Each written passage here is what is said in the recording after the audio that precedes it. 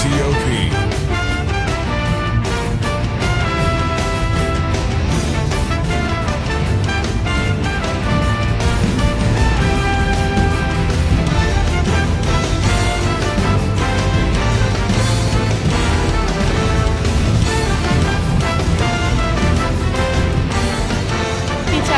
For today's matchup, the Oswego Lakers versus the Castleton Spartans. My name is Piper Kiernan, joined by Nick Stetter and Michelle Smith. How are we doing today, guys?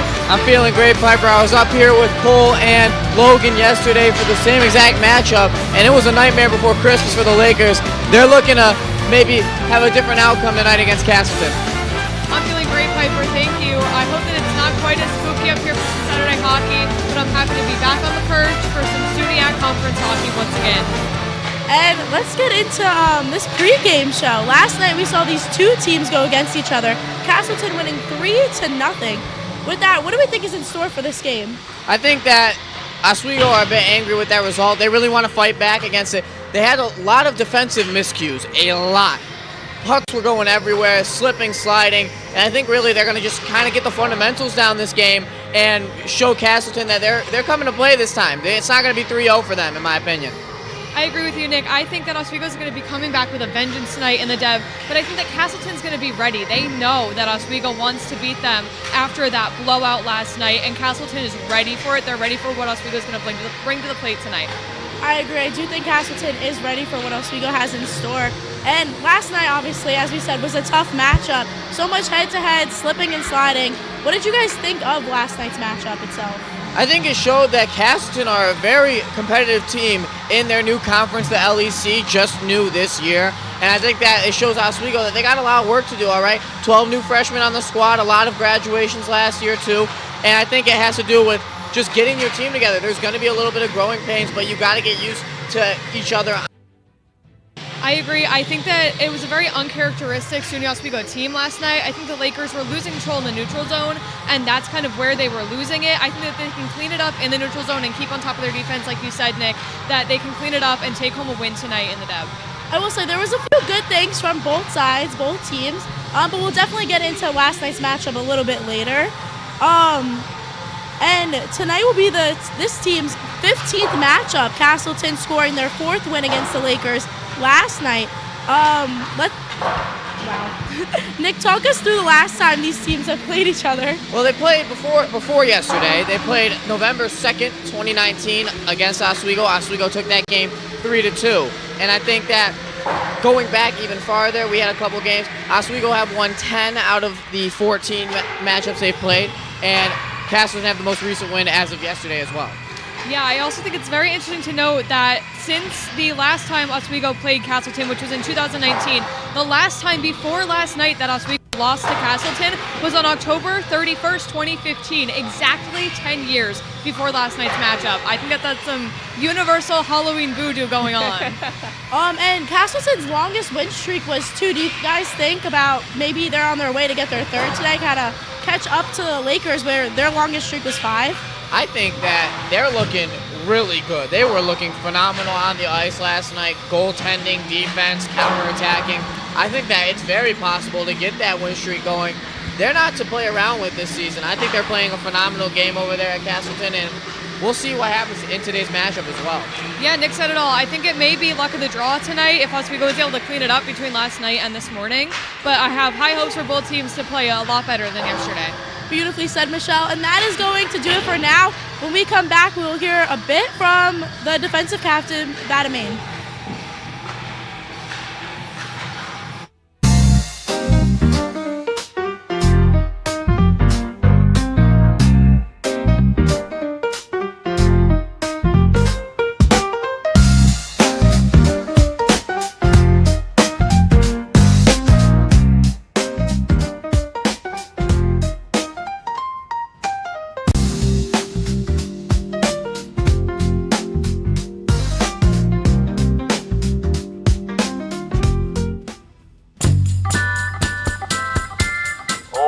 But I would have liked to see more, boot bullying or something. I don't think he's very nice. He's so annoying, and he's not very funny either. He got that hot dog that one time. I don't know why he would do such a thing. I'm not sure why he's still playing a Nintendo Wii. The Nintendo Wii is so old. I've tried reporting him like 600 times, and nobody's answering my phone calls.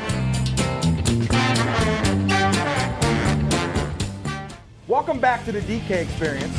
Go back to your job. Every NFL fan I've played for the last 15 games. They beat. Writing a letter to the NFL fans? Get out of here with that. Let me finish. No, stop. Johnny Manziel, that guy, he's a loser. No, that's.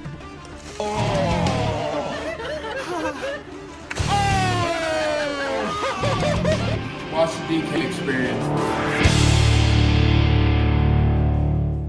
What we do here is go back. Cooked! You know it's cooked when it's not raw anymore? Gordon Ramsay in the safe here. Cat cam.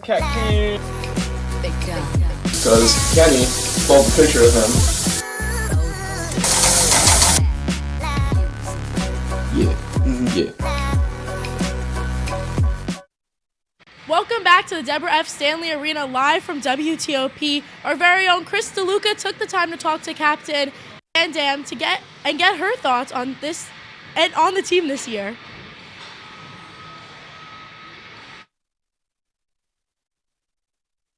Really good opportunity, and I was assistant captain last year, and now I'm the captain, and I learned a lot from our captains last year, so I'm really grateful that I got to experience that last year. And moving into this year, I'm just trying to continue build our culture up, and I have a great team of people around me who are always supporting me, so it's been a really good experience so far.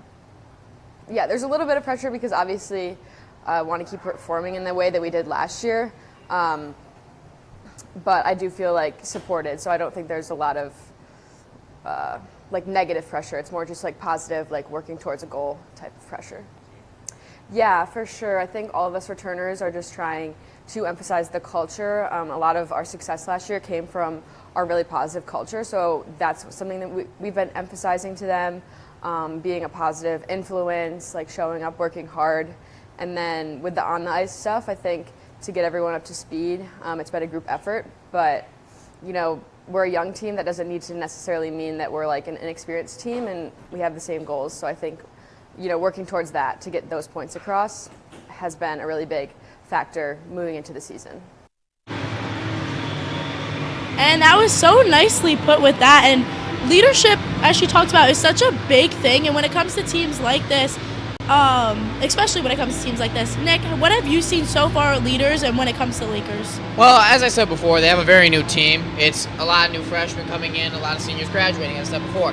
But we're looking at Van Dam's interview, and yes, she said they got a young team. Growing pains are going to be a factor no matter what if you have that many freshmen coming in. I think that it has to do with the leadership of Leah Coley, maybe. Coley, a junior defenseman. She was on the first line yesterday against Castleton, and I think that she's definitely got to step up. She did get in the box, and that was only one of 7 major penalties for Oswego. But I think that the leadership is going to be a giant factor with these growing pains. They got to keep that winning mentality that Oswego had last year when they got to the SUNY championship against Plattsburgh. Unfortunately fell, but it's got to be a lot of growing pains, a lot of get to know each other, a lot of get to learn. This is only the second game of the regular season, so they got a lot of time, but they kind of want to get it going today, especially too.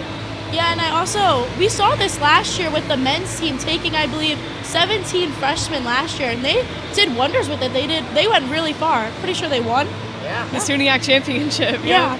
So I feel like the women's team can really push forward and even make it better. Yeah, they're losing right now, but again, we are only in this second game. Michelle, what are your thoughts on Castleton's leadership? Castleton is an older team, so they are more acclimated and assimilated into that team culture that Van Dam was talking about for the Oswego Lakers roster.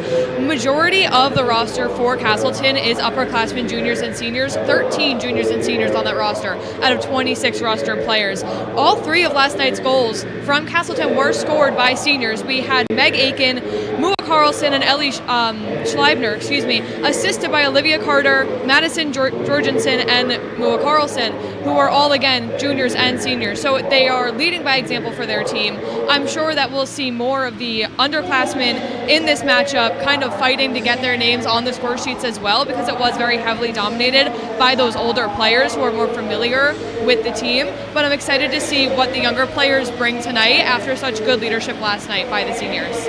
Yeah, I can definitely see. I feel like their leadership, them being older and already knowing what to do, can definitely help them out during these games. But then Oswego could have learned from them last night over that. And leadership is so important when it comes to the rookies on the team. And as we were talking about, Oswego kind of has a lot. Michelle, let's get into your rookies to watch. My rookie to watch for Oswego is going to be Julia Power. Julia is a fresh defenseman. It is Julia's second game, and it's her chance to prove herself. If the defense improves, like I mentioned earlier, defense in the neutral zone is going to be extremely important to even get a goal in the net, let alone to win the game. And then for Castleton, I do want to correct what I said earlier. Maddie Jorgensen is not a senior. Maddie is a first year. She's a rookie. She's my rookie to watch tonight. She's a forward. She had 1 point last night on that assist. I think that if she keeps hustling tonight, she can get her name on the score sheet next to goal, not assist. Yeah, and those are some great rookies here tonight. Nick, what about you? If I'm looking at Oswego, I'm going to look at Rico Belli. She was on the first line last night. Obviously, they didn't get anything on the score sheet, but really, she still showed some prowess up top. She was very dangerous. A couple of shots, a couple of key passes to give them the chances they had. They had a lot of chances last night. And I think Rico Belli, she might shine today. I think that, as I said before, they want a way better result than yesterday. And I think that Rico Belli might be the catalyst for that. And if we're looking at the Castleton side, yes, they don't have many freshmen. They have 4. And even though there's not that many, I want to look at somebody who's going to be on the third defense tonight. Her name is Gracie Hurlbut. She comes from Louisville, New York. She came from Northwood High School as well. She's going to be a very defensive stout on that third line. You know, those late lines are crucial. The depth in hockey is so crucial to your success in this sport, and I think that she's going to be a great depth role for the Castleton Spartans. And when we return, you guys will get to hear from our boys over at the Steve Levy press box.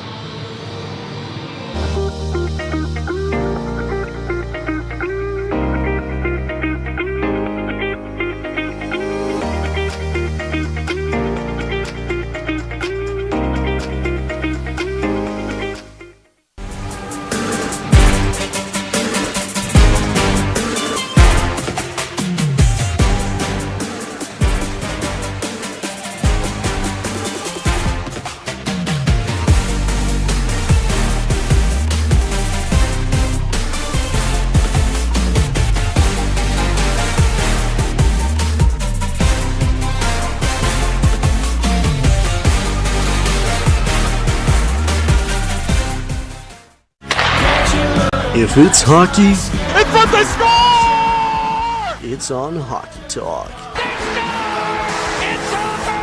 Join Rob Finger and his panel of guests. Their behavior against easy teams. How do you lose to the Bruins twice? As they take you through the hockey world. We welcome you with open arms. Tune into Hockey Talk, Mondays at 9:30 after East Coast hockey games. Only on WTOP.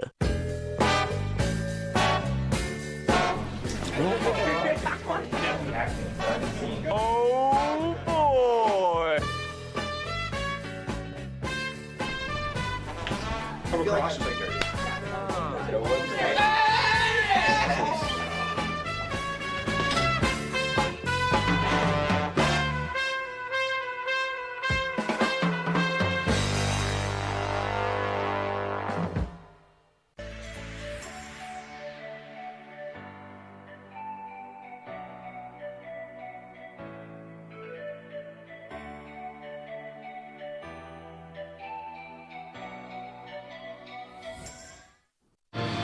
Welcome back.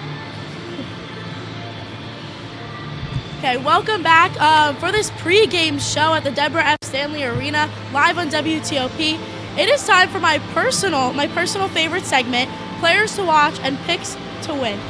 Nick, let's start with you. Who are your players to watch? Well, I'm looking for Oswego first. I want to mention Helen Van Dam. She was in the interview earlier, and she's that leader of the team, the captain. She had a bit of some disciplinary problems in yesterday's matchup. Two penalties got her in the box 2 separate times.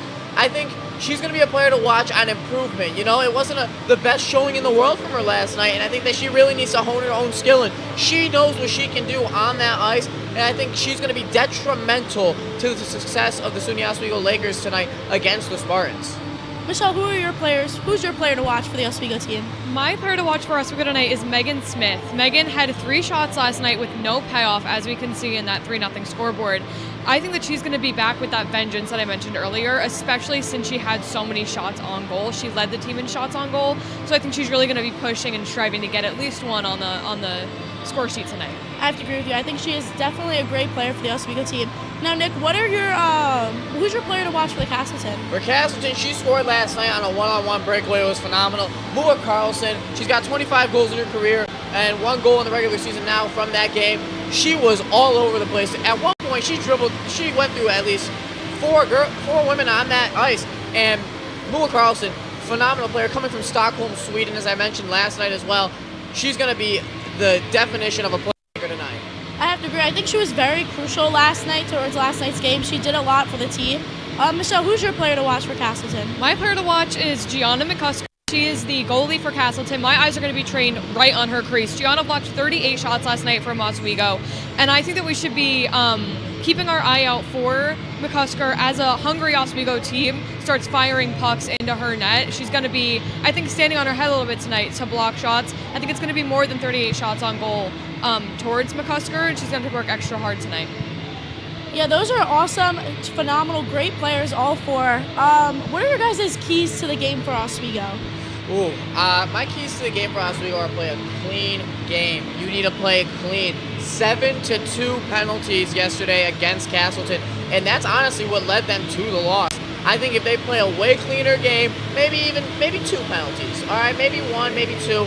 You don't need 7 of them. I think if they play a cleaner game today, it'll keep the advantage to Oswego, and I think that will be their chance to win for Oswego. And how do you think they can play this cleaner game?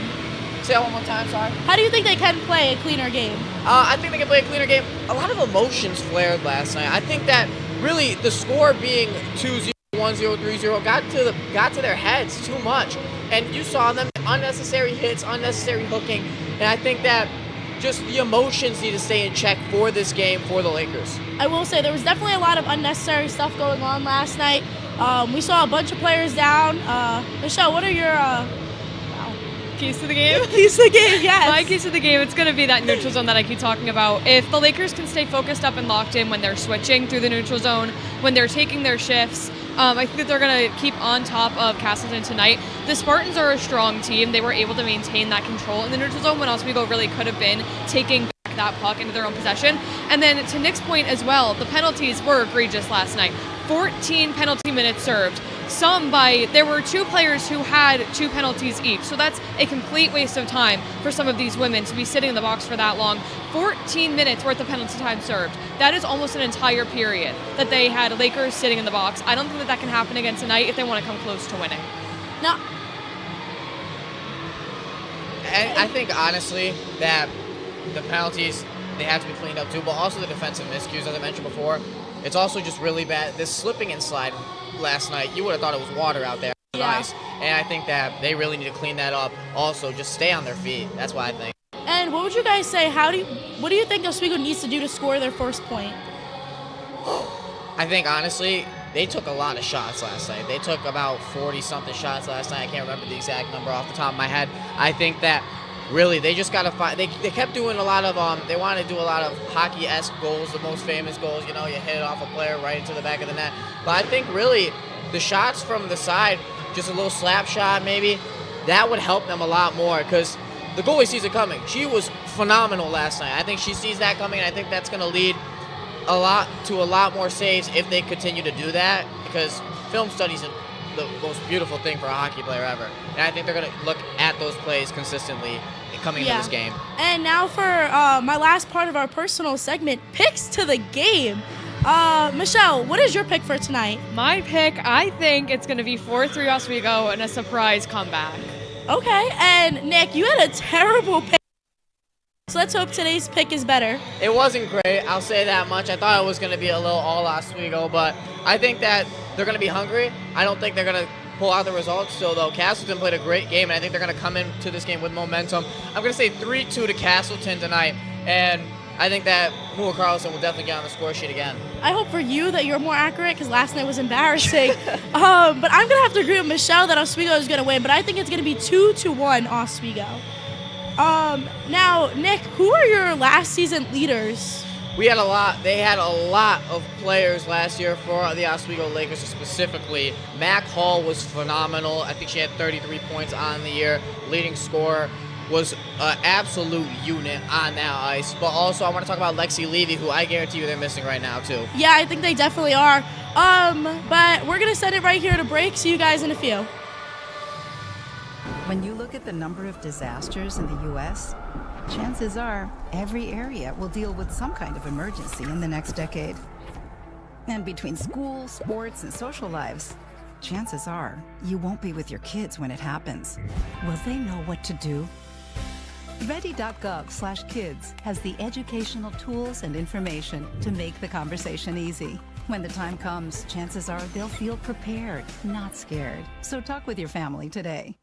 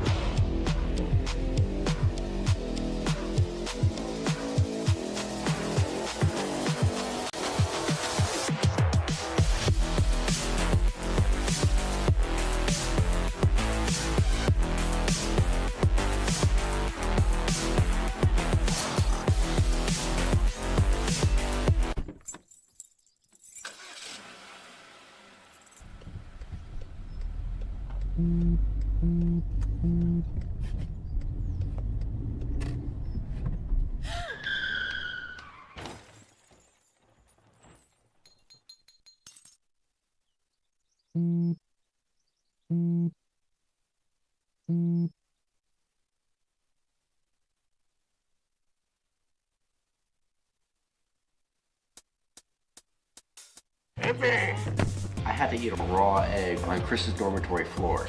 I currently don't have any federal pending charges.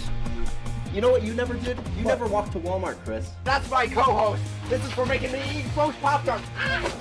It's showtime, Chris. Come on. I want to be on the air for that. I got a couple things to say. No. Spin the wheel. Oh, you got censorship. Welcome back. Welcome back. Welcome back to... Welcome back up top of the Steve Levy press box. My name is Rob Finger alongside Logan Weingartner. We're back here at the Deborah F. Stanley Arena for today's matchup between your Oswego State Lakers and the Castleton Spartans. Last night didn't go Oswego's way. 3-0 win for Castleton. Do we think it's going to change a little bit here, Logan? Yeah, I mean, on the second leg of a doubleheader, Rob, I think the Lakers certainly, head coach Mark Digby certainly drilled into their heads they have to apply more urgency, so I certainly think it could go a different way. Absolutely. Now let's get into our different keys to the game, starting with the 3 keys that Logan here has for the Castleton Spartans. Logan, take us through your 3 keys to the game here. Yeah, thanks, Rob. For first, Castleton, I have that they have to keep relying on their experienced pieces. They have 14 upperclassmen. 3 seniors converted one on net last night in the shutout 3-0 win over these Lakers. So if they keep relying on those pieces along with good defense and offense, just domination on all fronts, things should look good for them. The second one I have is take advantage of the Lakers' undisciplined play. If you tuned into the game last night, you saw that the Lakers committed many miscues, many advantages that the Spartans took advantage of. The Spartans did many instances of that. And the last one is don't be afraid to take chances. We saw how vulnerable the Lakers defense can be last night. So the Spartans can certainly capitalize on that. Absolutely. Now I'll go through my 3 keys here for the Oswego State Lakers. Key number 1, limit the turnovers. Last night, that is absolutely what killed them. Yeah, like I said, last night, the turnovers, especially at the blue line and through the neutral zone, was what absolutely killed them. That's what caused those odd man rushes that led to the 3 goals put on by the Castleton Spartans. Key number 2, stop the lazy hockey. I swear that is exactly what led to them getting so many penalties last night. Just the clutch and grab hockey in an area where that will get you penalties. So the different hookings, the different trippings, things like that, they have to get that to stop. And then key number 3, crash the net. The goalie for Castleton here, Gianna McCusker, let so many rebounds come in front of her to the point where she couldn't control all of them, and the Lakers left a lot of opportunities on the table here. Well, ladies and gentlemen, don't go away. We'll be back here with all the action for the first period of play here from the Deborah F. Stanley Arena. You're watching Lakers women's hockey right here on WTOP 10.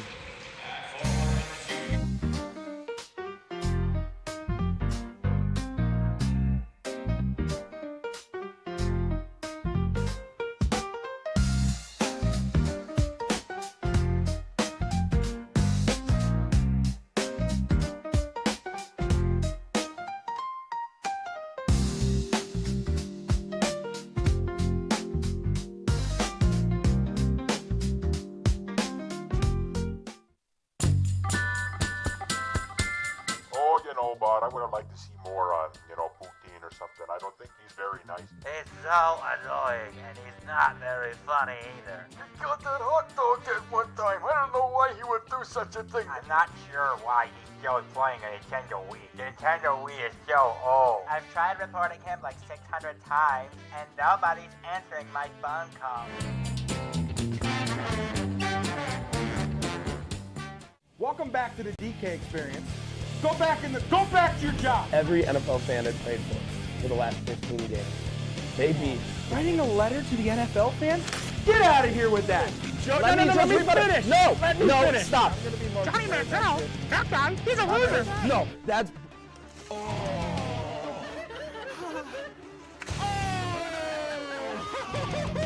Watch the DK experience. What we do here is go back. Cooked! You know it's cooked when it's not raw anymore? Gordon Ramsay in the sea here. Cat cam. Because Kenny pulled a picture of him. Yeah. Yeah.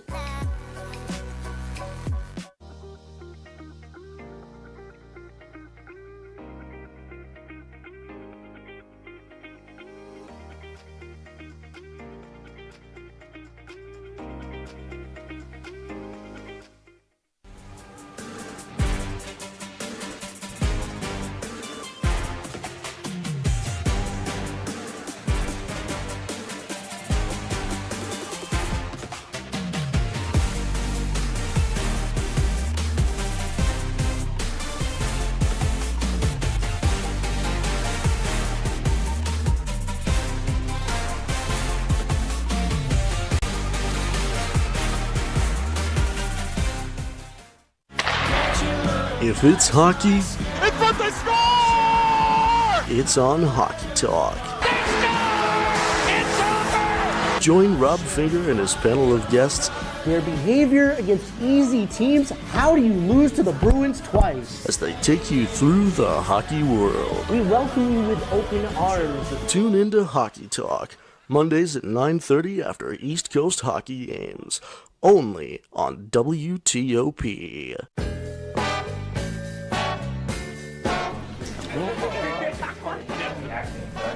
Oh boy! Come across.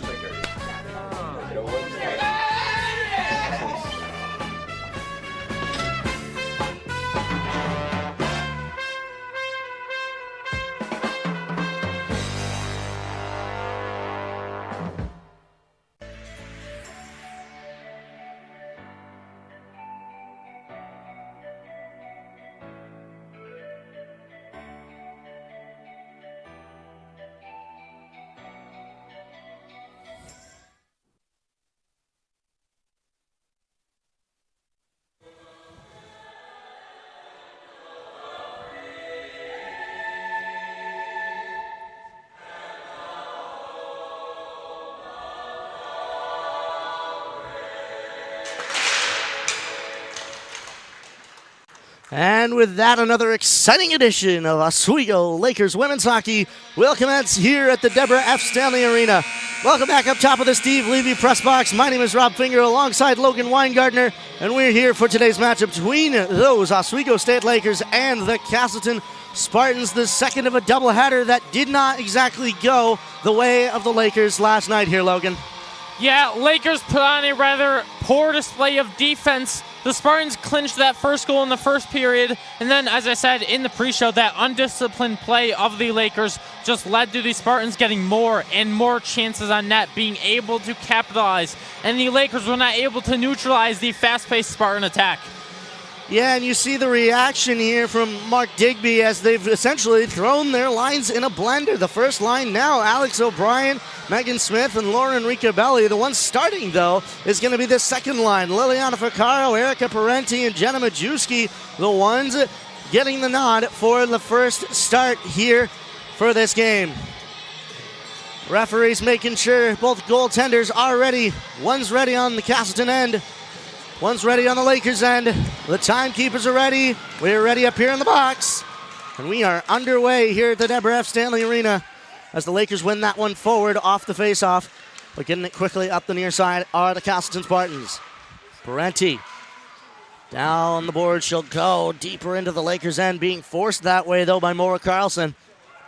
Up those far boards, it'll go for Liliana Ficcaro. Ooh, Ficcaro, though, losing that puck right at the blue line. A crucial juncture there is Erica Parenti now getting it over to Sydney Pinty.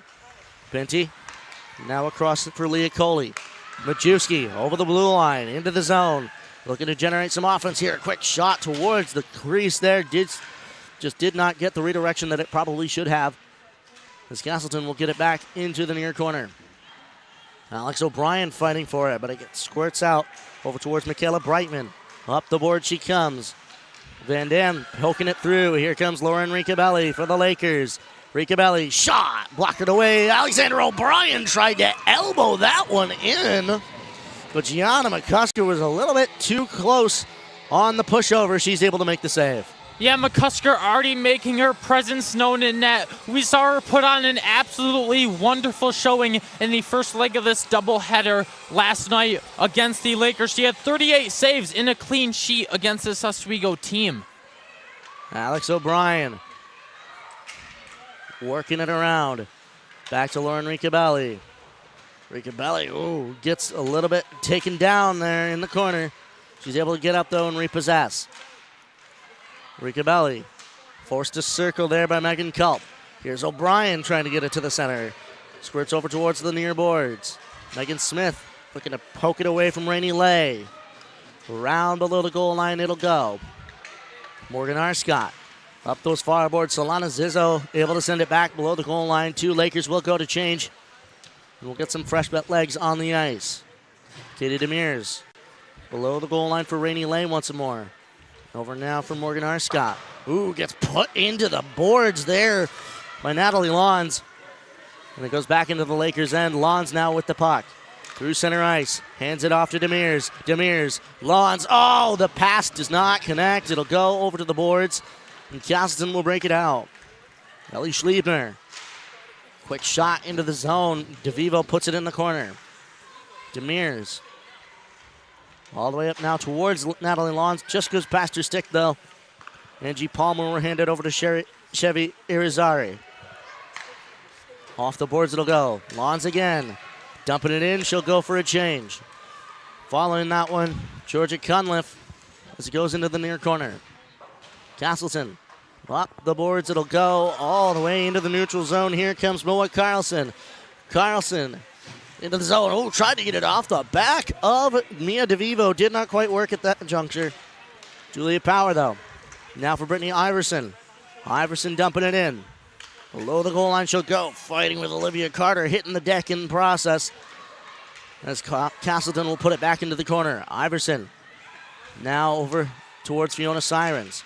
Iverson for Elizabeth Cooley now in the corner. Cooley for Iverson. Sent towards the center, goes through a couple defenders. Power tried to take a shot. A backhander from Iverson just goes wide.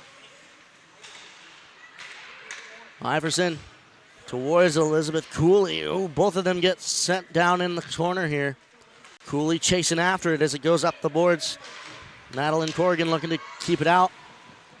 But the other three on the ice, Helen Van Dam keeps it in for the Lakers. Castleton into the hands of Liliana Figaro, just able to keep it in. She reverses that off the boards and into the zone. Erica Parenti chasing after the other on the ice, Karis Erickson. Erickson comes out with it. Off the near boards it'll go. Van Dam possessing that one. Hands it off instead to Figaro. Liliana Figaro into the zone. Circles back towards Parenti now. Parenti around the net of McCusker. For Pinty on the far boards. Picked up there by Majewski. Tried to get it up to a defender, but that one will go all the way down. And the Lakers will have to chase after it. Shea Jaziel. Up the boards it'll go. Parenti having to poke down for it.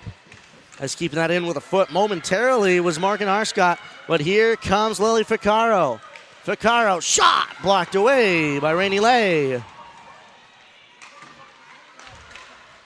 Erica Parenti taking it. Quick shot. Just gets redirected into the corner. Solana Zizzo now.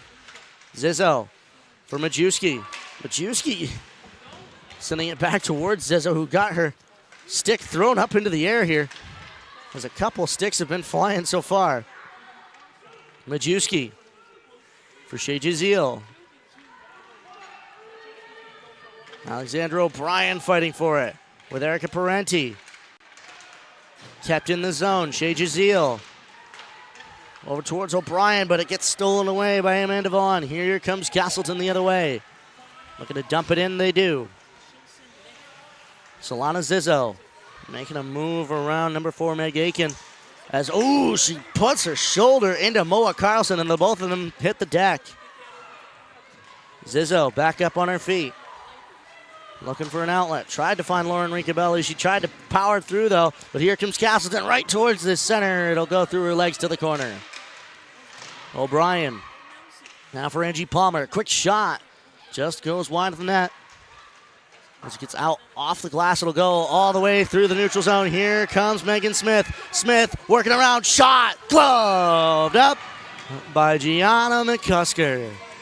Yeah, Rob, you really can't say enough about McCusker, but I like what the Lakers are doing so far. They're turning defense back into offense and capitalizing upon the miscues that the Spartans commit. And even if you haven't converted one on net, if you're the Lakers, you still like to see those chances being produced, because inevitably one may go past the blocker of McCusker.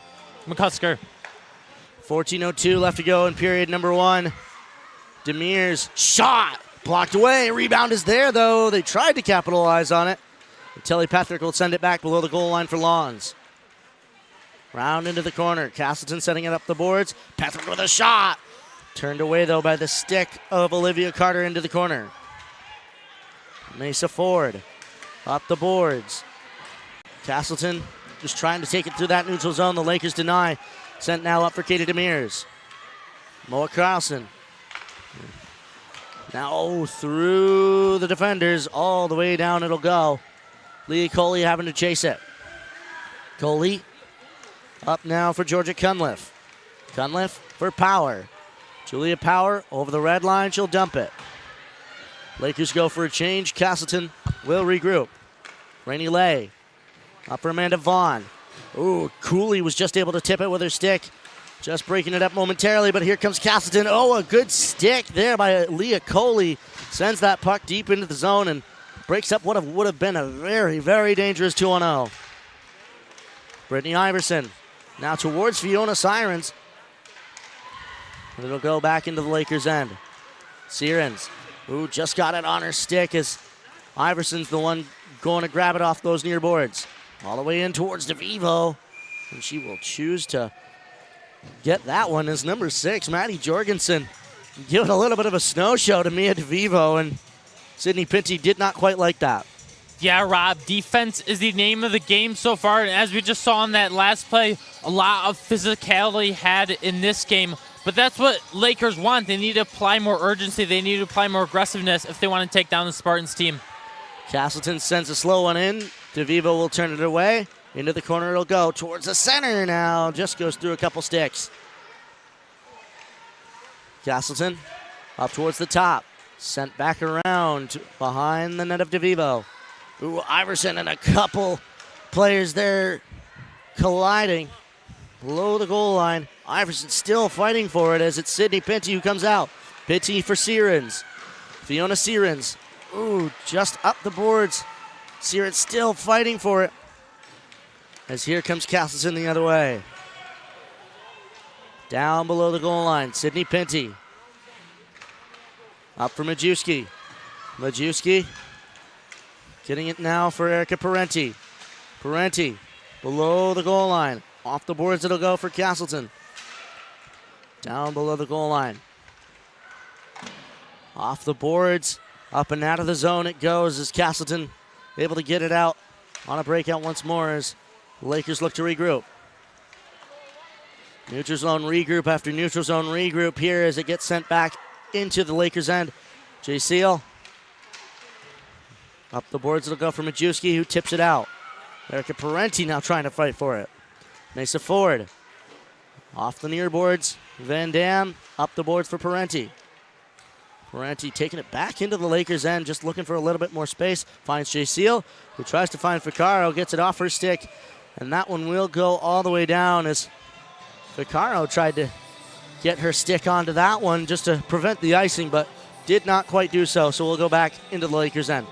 Yeah, Rob, a lot of young guns on this team, and what I'm seeing is maybe the inexperience in a highly scary environment such as the Deb, what can be a scary environment, maybe contributing to the careless play of both teams as no one can really get a shot or chance on net conversion. Castleton's shot blocked away as another shot comes, and gloving that one up is Mia DeVivo for another face-off with 10:50 left to go in this first period of play. Yeah, and we'll see what can transpire out of this. No team able to gain a clear edge yet, but face-offs is where a new possession starts. Castleton getting a couple opportunities in. Another shot comes. She scores! Rady Lay. Big shot from the point. Finds the twine, and the Spartans score first once more. And Rainey Lay on just the fourth shot of the game.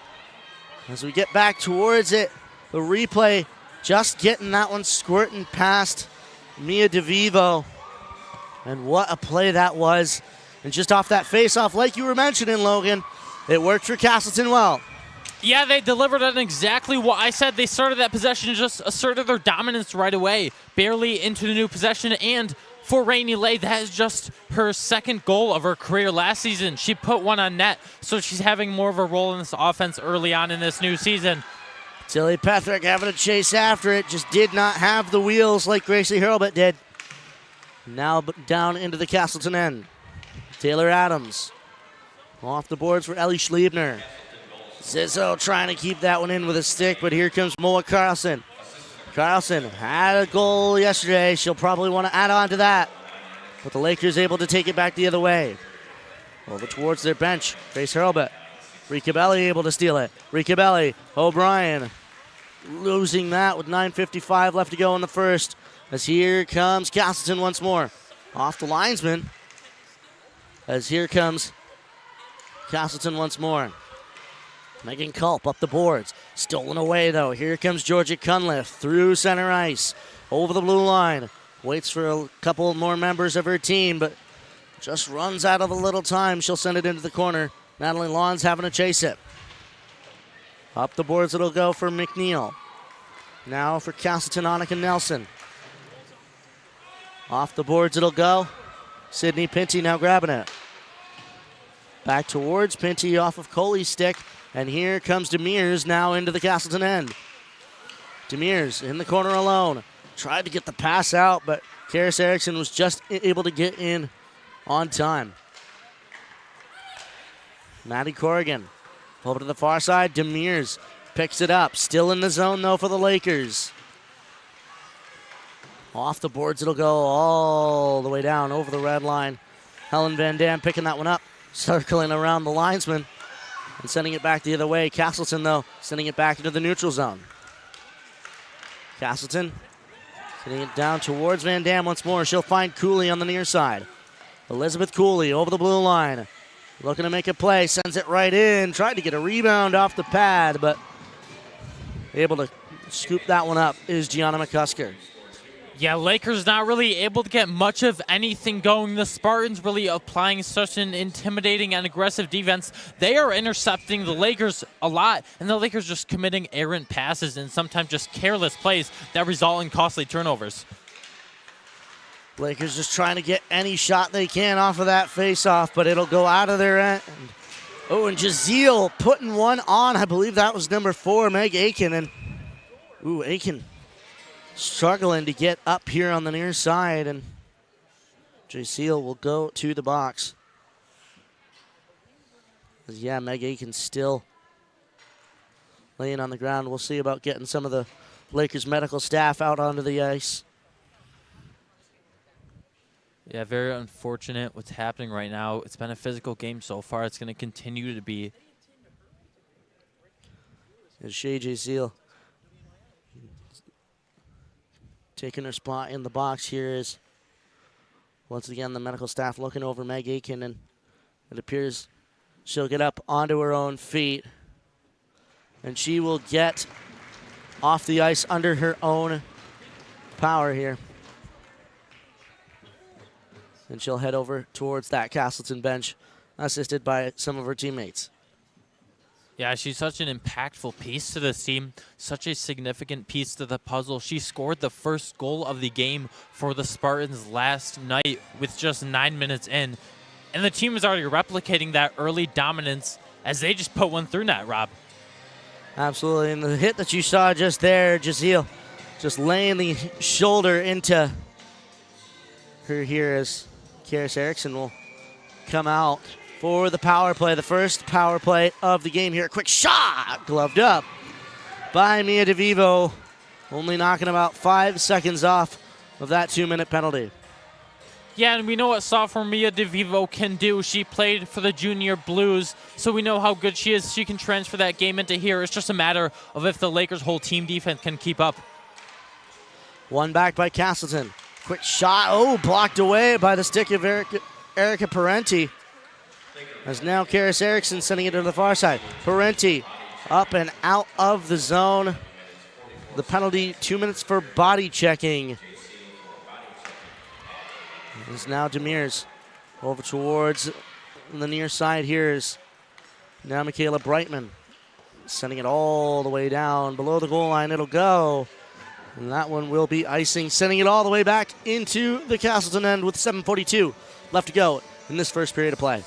Yeah, the Lakers are going to look to keep clearing this one out as they just try to wind down on the Spartan power play and not let them take advantage of that, which is what they did yesterday en route to a 3-0 win.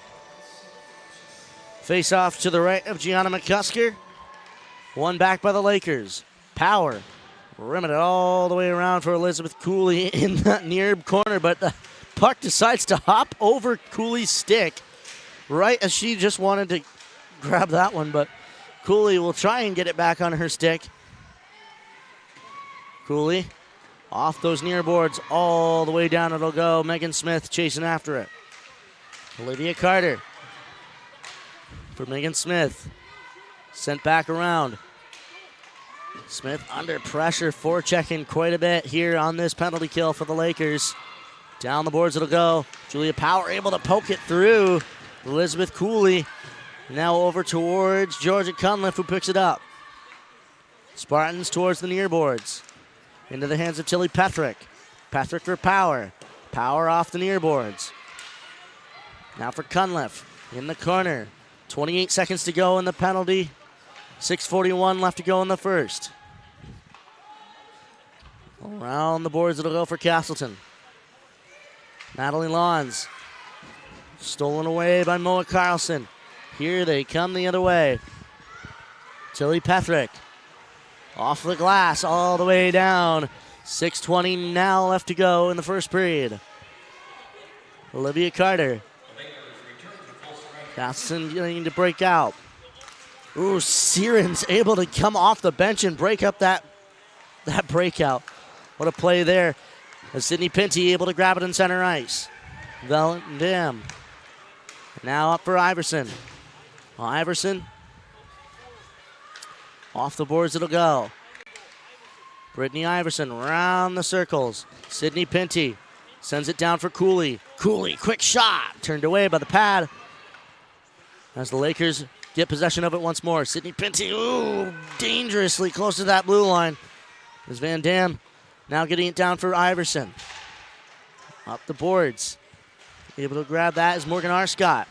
Off those boards and out of the zone it'll go. Shea J. Seal chasing after it into the Lakers' end.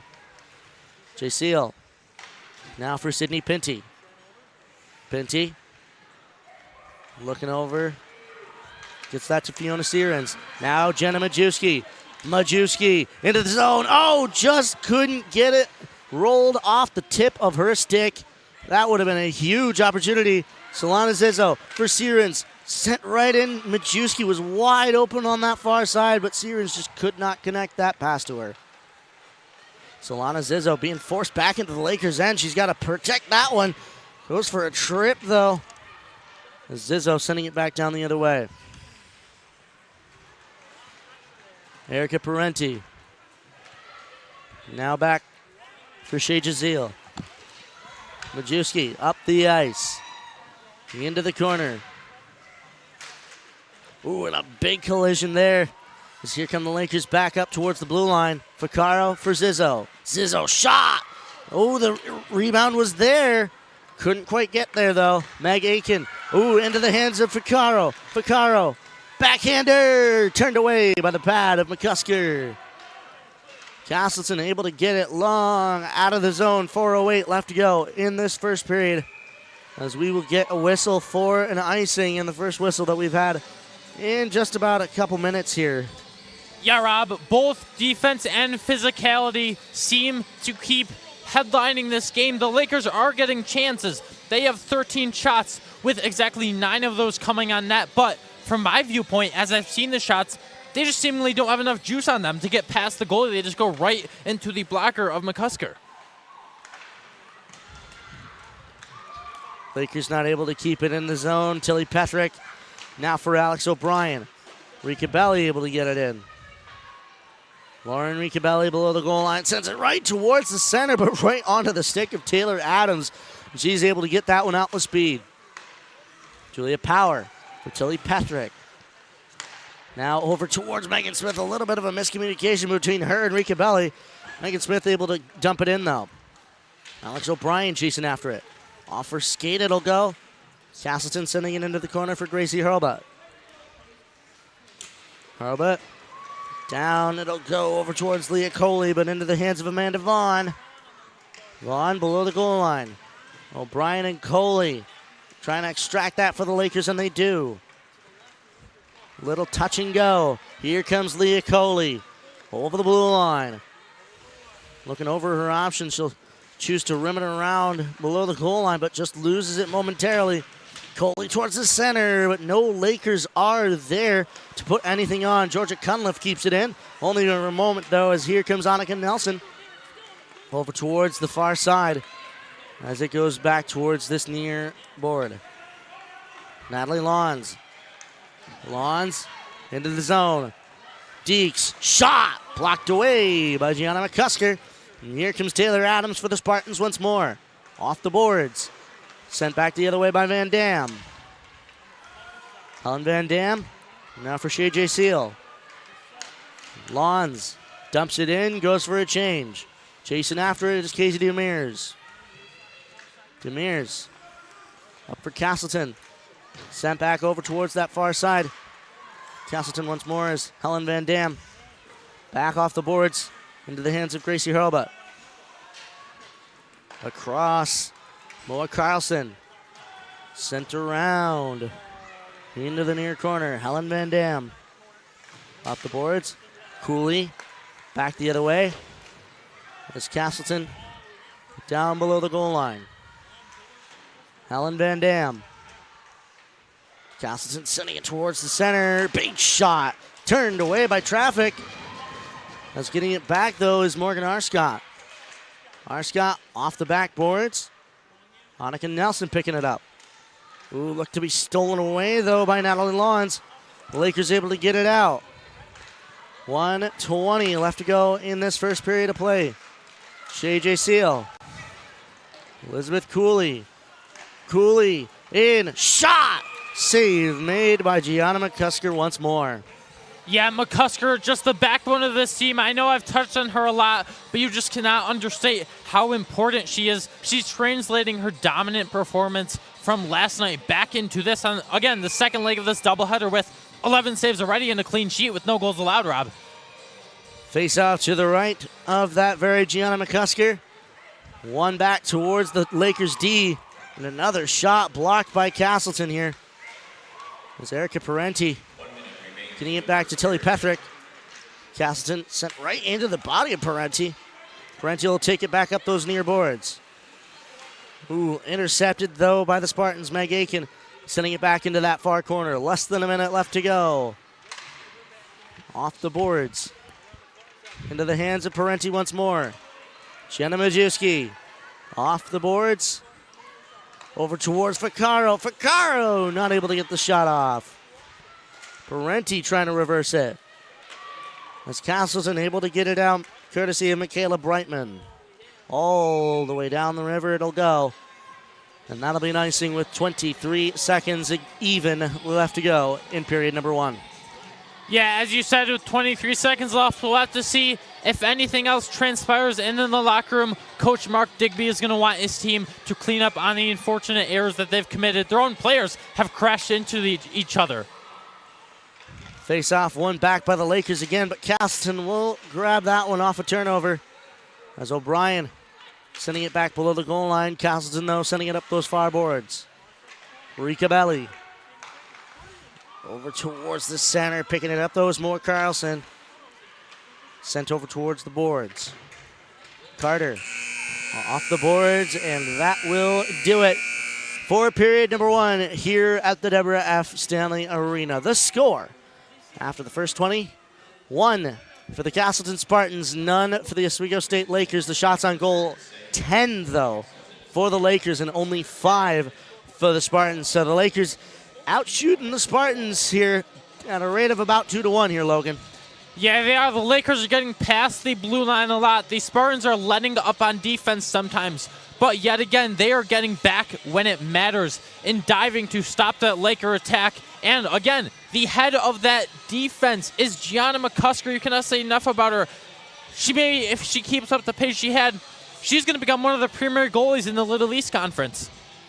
She's 4 periods perfect on the weekend here. Don't go away, ladies and gentlemen. We'll send it back over to the perch for our intermission report. You're watching Lakers women's hockey right here on WTOP 10. If you like action, romance, if you're watching this, and highbrow humor, surface is this? Floor. Minch did not legitimately put his head in the toilet. there's only one place to turn. No! Tune in to new episodes of Oh boy! only on WTOP. Look at the number of disasters in the U.S. Chances are every area will deal with some kind of emergency in the next decade. And between school, sports, and social lives, chances are you won't be with your kids when it happens. Will they know what to do? Ready.gov/kids has the educational tools and information to make the conversation easy. When the time comes, chances are they'll feel prepared, not scared. So talk with your family today.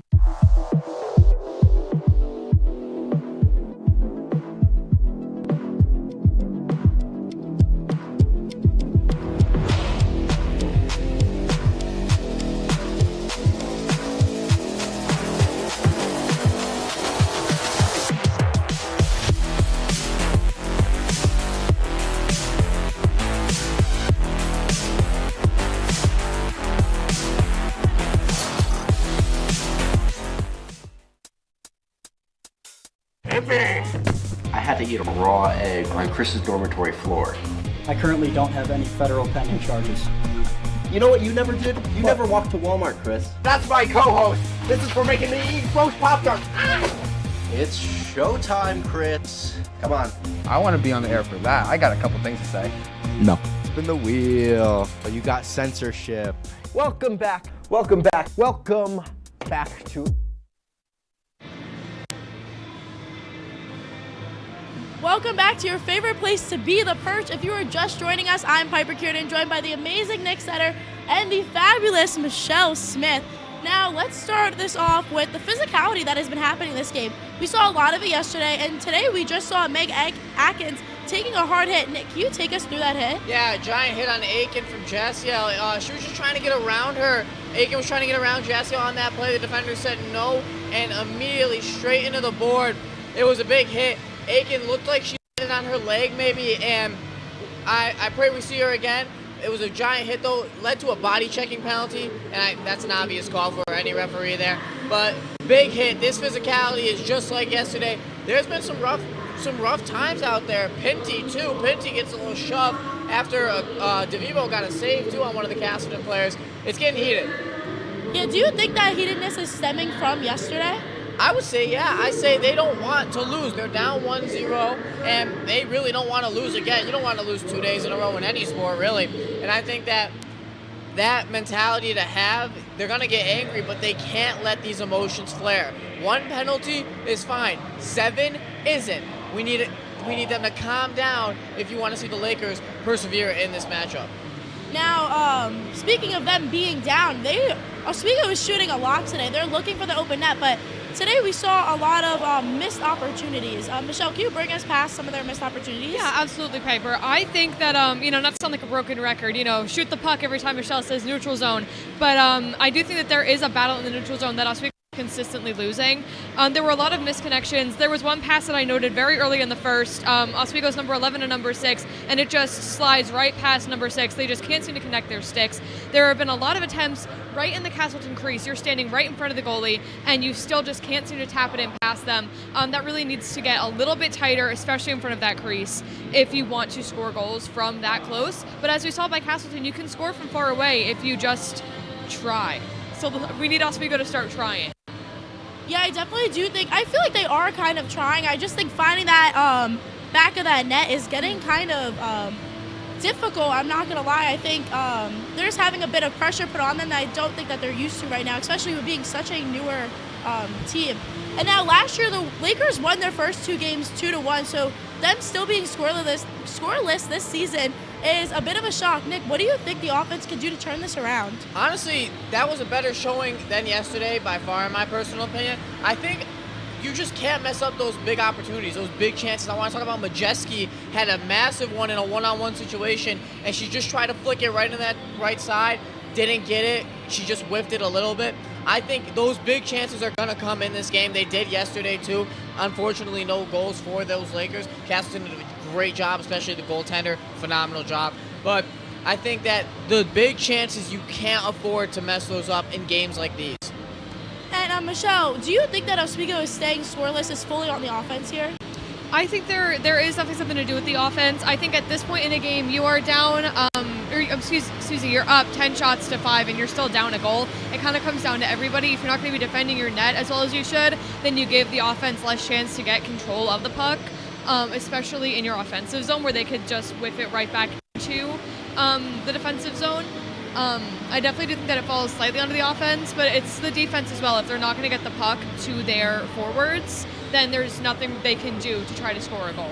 Now, I like to add on to that. I also think it doesn't have to just do everything with the offense. This Castleton goalie, number 1, she is doing phenomenal out here. What are your guys' thoughts on her? She has now 4 straight period shutouts, including yesterday's. She is amazing. Just flat out amazing. I watched her the entire game yesterday. Everything she does on that ice has a purpose, and she saved absolutely everything last time they saw each other. I said about 40-something saves. Still didn't get the right number in my head, but she is going to be the focal point of this entire team, and honestly, that's not too weird to say for a goaltender to have. I think Levy of the Lakers last year was definitely a focal point of the Lakers, and I think that she's going to be the big hitter when it comes to Castleton and keeping this clean sheet as they want to do in every game, really. Yeah, I definitely agree with you. I think that at this point it comes down to Oswego being able to anticipate what the goalie is going to do in her crease. I think that she is so accustomed to Oswego's moves. That's why they weren't able to get those up-close shots in net like they should have been able to with any other team. Oswego needs to go into the second anticipating what this goalie is capable of and what they need to do to get it in around her. I will also like to take a second to highlight the Oswego goalie. She is still doing a great job for what she has been getting. She had a really nice save that I saw earlier. They were trying to do a nice little side shot, and she got her body right there. I was really impressed by that. And yesterday, we saw a lot of neutral zone battle, and we're still kind of seeing a lot of that still today. And I personally think that the pace is going a little bit slower than yesterday. Nick, what are your thoughts on that? I completely agree with you, Piper. The pace is slower, but I think that's because they're trying to, both teams are trying to just kind of play a little more facilitating, a little more passing, a little more, because yesterday we saw back and forth counterattacks the entire showing, and I think that this passing and this facilitating in the neutral zone, especially where it matters the most, is going to lead to a little more chances for both teams. We might see even more shots than we did yesterday, which is surprising because, trust me, there were a lot. But I think that it's going to lead to a lot more chances created, small, big, whatever you need. This facilitating in the neutral zone is going to be a focal point. Now, Michelle, off camera during the game, me and you were having a few conversations about the neutral zone. What are your thoughts about what's going on there? Yeah, I mean, how many times have I said it at this point? The neutral zone is a mess. It's sloppy, it's slow. Similar with what we noticed earlier, which is that during, excuse me, wow, I completely lost my train of thought, folks. During the shift swaps, when new lines are coming out onto the ice, I think they're losing a lot of momentum. I think that in order to maintain your momentum, if you're getting off the ice, Oswego's just not skating fast enough. I think last night took a lot out of them. They may be a little tired today. You need to get to the bench to let your new player come on, and that's where a lot of these turnovers are happening, are doing those during those line switches in the neutral zone, and that needs to get tightened up and cleaned up quick and easy. I think that was perfectly said, Michelle. And now, the Castleton goalie, she really is doing so phenomenal, so I just want to throw it back to her real quick. How important would you guys say that the defensive play from the Spartans has been to help the goalie out? I think it's been very important. Honestly, one-on-ones have been phenomenal for the Spartans. They've won most of them. I would probably say 75% of them. Castleton's doing a very good job defensively. They don't let Oswego just waltz into their box and get their goalie a shot and a save. I think that they're just really stingy on defense. They're really annoying the Lakers, and it's proving to work because, as I said, emotions are flaring. But I think that the defense has done a phenomenal job these past 4 periods, if we're looking at yesterday too, at stopping this Laker offense. Yeah, absolutely. I think that without that defense out there, the defensive squad for Castleton, they know who their target is and they're staying on them. That's another reason that the Oswego offense hasn't been able to produce. They're just so on their person that they need to be guarding. That's another reason for those misconnections that we were talking about. Now, Michelle, me and you both said in the pregame show that we both thought Oswego was going to win. Do you still think they have the opportunity to win, and what do you think will happen in the second period? I don't know, Piper. I see, honestly, at least one more goal coming from Castleton this period. I think that Oswego looks a little bit tired. It's like after that first goal from Castleton, which was from the blue line practically, slapped right in unassisted, it kind of went slow motion. You could feel a shift in the energy in the Deb here this afternoon. I think that as soon as we saw that shot, I said, all right, that's going in, and the vibes are going to go down. I don't know if that's necessarily true for the players on the ice. The women are playing very well for what they have in a very good Castleton team as their opponent, but I do see another goal at least this period, unfortunately. And Nick, you put a very high score up there on the board for our picks. Do you think that is still in reach? I think it is. I think that they were good. They were good for a goal every period yesterday, and I said 3-2 today. I think that Oswego could still learn from their mistakes. They were playing a lot better offense than they were yesterday against these Spartans. I think that the goals will come for Oswego, whether it's one, it might be 1 or 2, but I also do think Castleton, they won't let up. They're playing great, and I think that this season might be a shocker for a lot of people in Castleton Spartans. The Spartans are not to toy with, they're not to play around with. They're going to be a great squad this entire year, and this is just showing it these past 2 days as well. Yeah, I have to agree with you. They are playing really good. And now, I don't know about you guys, but I'm excited for the second period to start to see if the Lakers can bring it back or if this is just going to end up like yesterday with them scoring nothing. And we will see you after this period.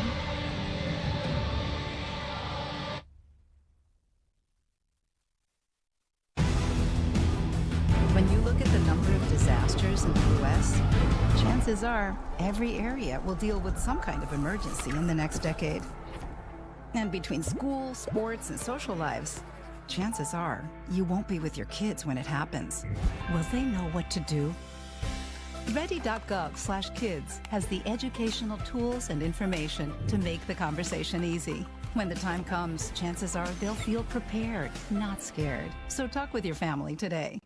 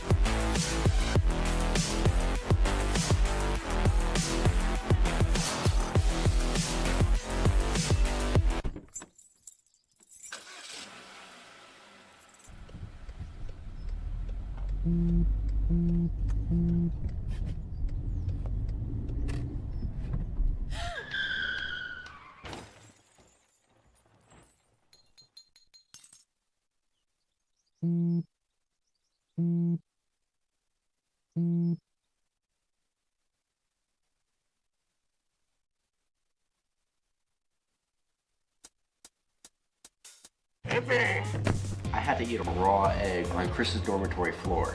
I currently don't have any federal pending charges. You know what you never did? You never walked to Walmart, Chris. That's my co-host. This is for making me eat roast Pop-Tarts. It's showtime, Crits. Come on. I want to be on the air for that. I got a couple things to say. No. Spin the wheel. So you got censorship. Welcome back. Welcome back. Welcome back to. Welcome back up top of the Steve Levy press box for period 2 of action between your Oswego State Lakers and the Castleton Spartans. Welcome back into the F. Stanley Arena. My name is Rob Finger alongside Logan Weingardner. And the score so far, 1 for the Spartans, none for the Lakers. What's it going to take for them to put a mark on the board here, Logan? Yeah, I mean, the Spartans have not lost a step from last night's dominant 3-0 win over the Lakers in the Deb. They're just meeting the Lakers at the heel at every turn. Their team defense has improved. Last season, they allowed a whopping 71 goals. And take it with a grain of salt because it's only been a game and some change, but still, I mean, you can see that the effort they put into improving this defense. Also, it has been a physical game, so expect that to transpire into these final periods. Yeah, absolutely. As I covered earlier before we went to break, 10 shots for the Lakers, only 5 for the Spartans, so it's not like the Lakers haven't exactly been trying here, Logan. It's just they cannot seem to break through that goalie that is Gianna McCusker here. Yeah, I mean, McCusker has been absolutely stellar in every single sense of the word.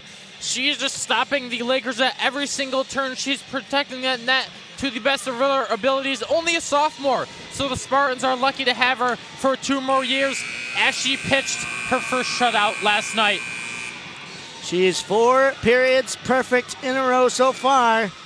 We'll see if she can extend it to 5 as we get started here at the Deborah F. Stanley Arena for period 2 of action.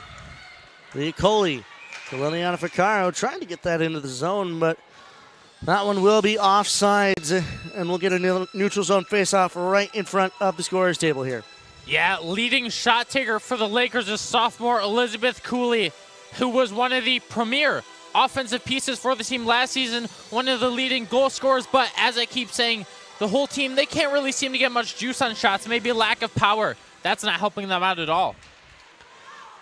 Back towards Leah Coley here. Coley sent right in. Below the goal line it'll go. Ooh, off the back of the net here. It got stuck, and the referee will choose to blow that one dead now with only about 22 seconds left off the board there. There's 19:38 still left to go in period number 2. We'll get a face-off just to the right here of Gianna McCusker. Parenti able to win that one to the side. Over off the boards, Majewski in close, tried to get that over towards her teammates. Leah Coley able to keep it in. A quick shot, blocked up and away by Gianna McCusker. Jenna Majewski over off the stick of Ellie Schliebner. Oh, and sliding in to deny that one was Leah Coley, to the uproarious cheers from the Laker bench right here in front of us. Goes back down the other way they'll go. As that one, another offsides here, as Erica Parenti was just a little bit too eager on that one. Yeah, a lot of stoppages so far, just about 55 seconds into this second period of play, but I expect this second period to be a lot more balanced with the Lakers applying more urgency, and so are the Spartans. Off the boards it goes, off the stick of Amanda Vaughn, deep into the Lakers' end. Helen Van Dam now over for Shay J. Seal. Off the board for O'Brien. Alex O'Brien trying to get it back to J. Seal, but a little bit of miscommunication there. Van Dam is forced to grab it. Over now to Alex O'Brien. Over the red line, over the blue line, into the zone, she'll lug it. Circles back, hands it to Van Dam, who hands it back to O'Brien. O'Brien circling, looking for an outlet. Takes it down, circles back. O'Brien putting the O in her name with those circles.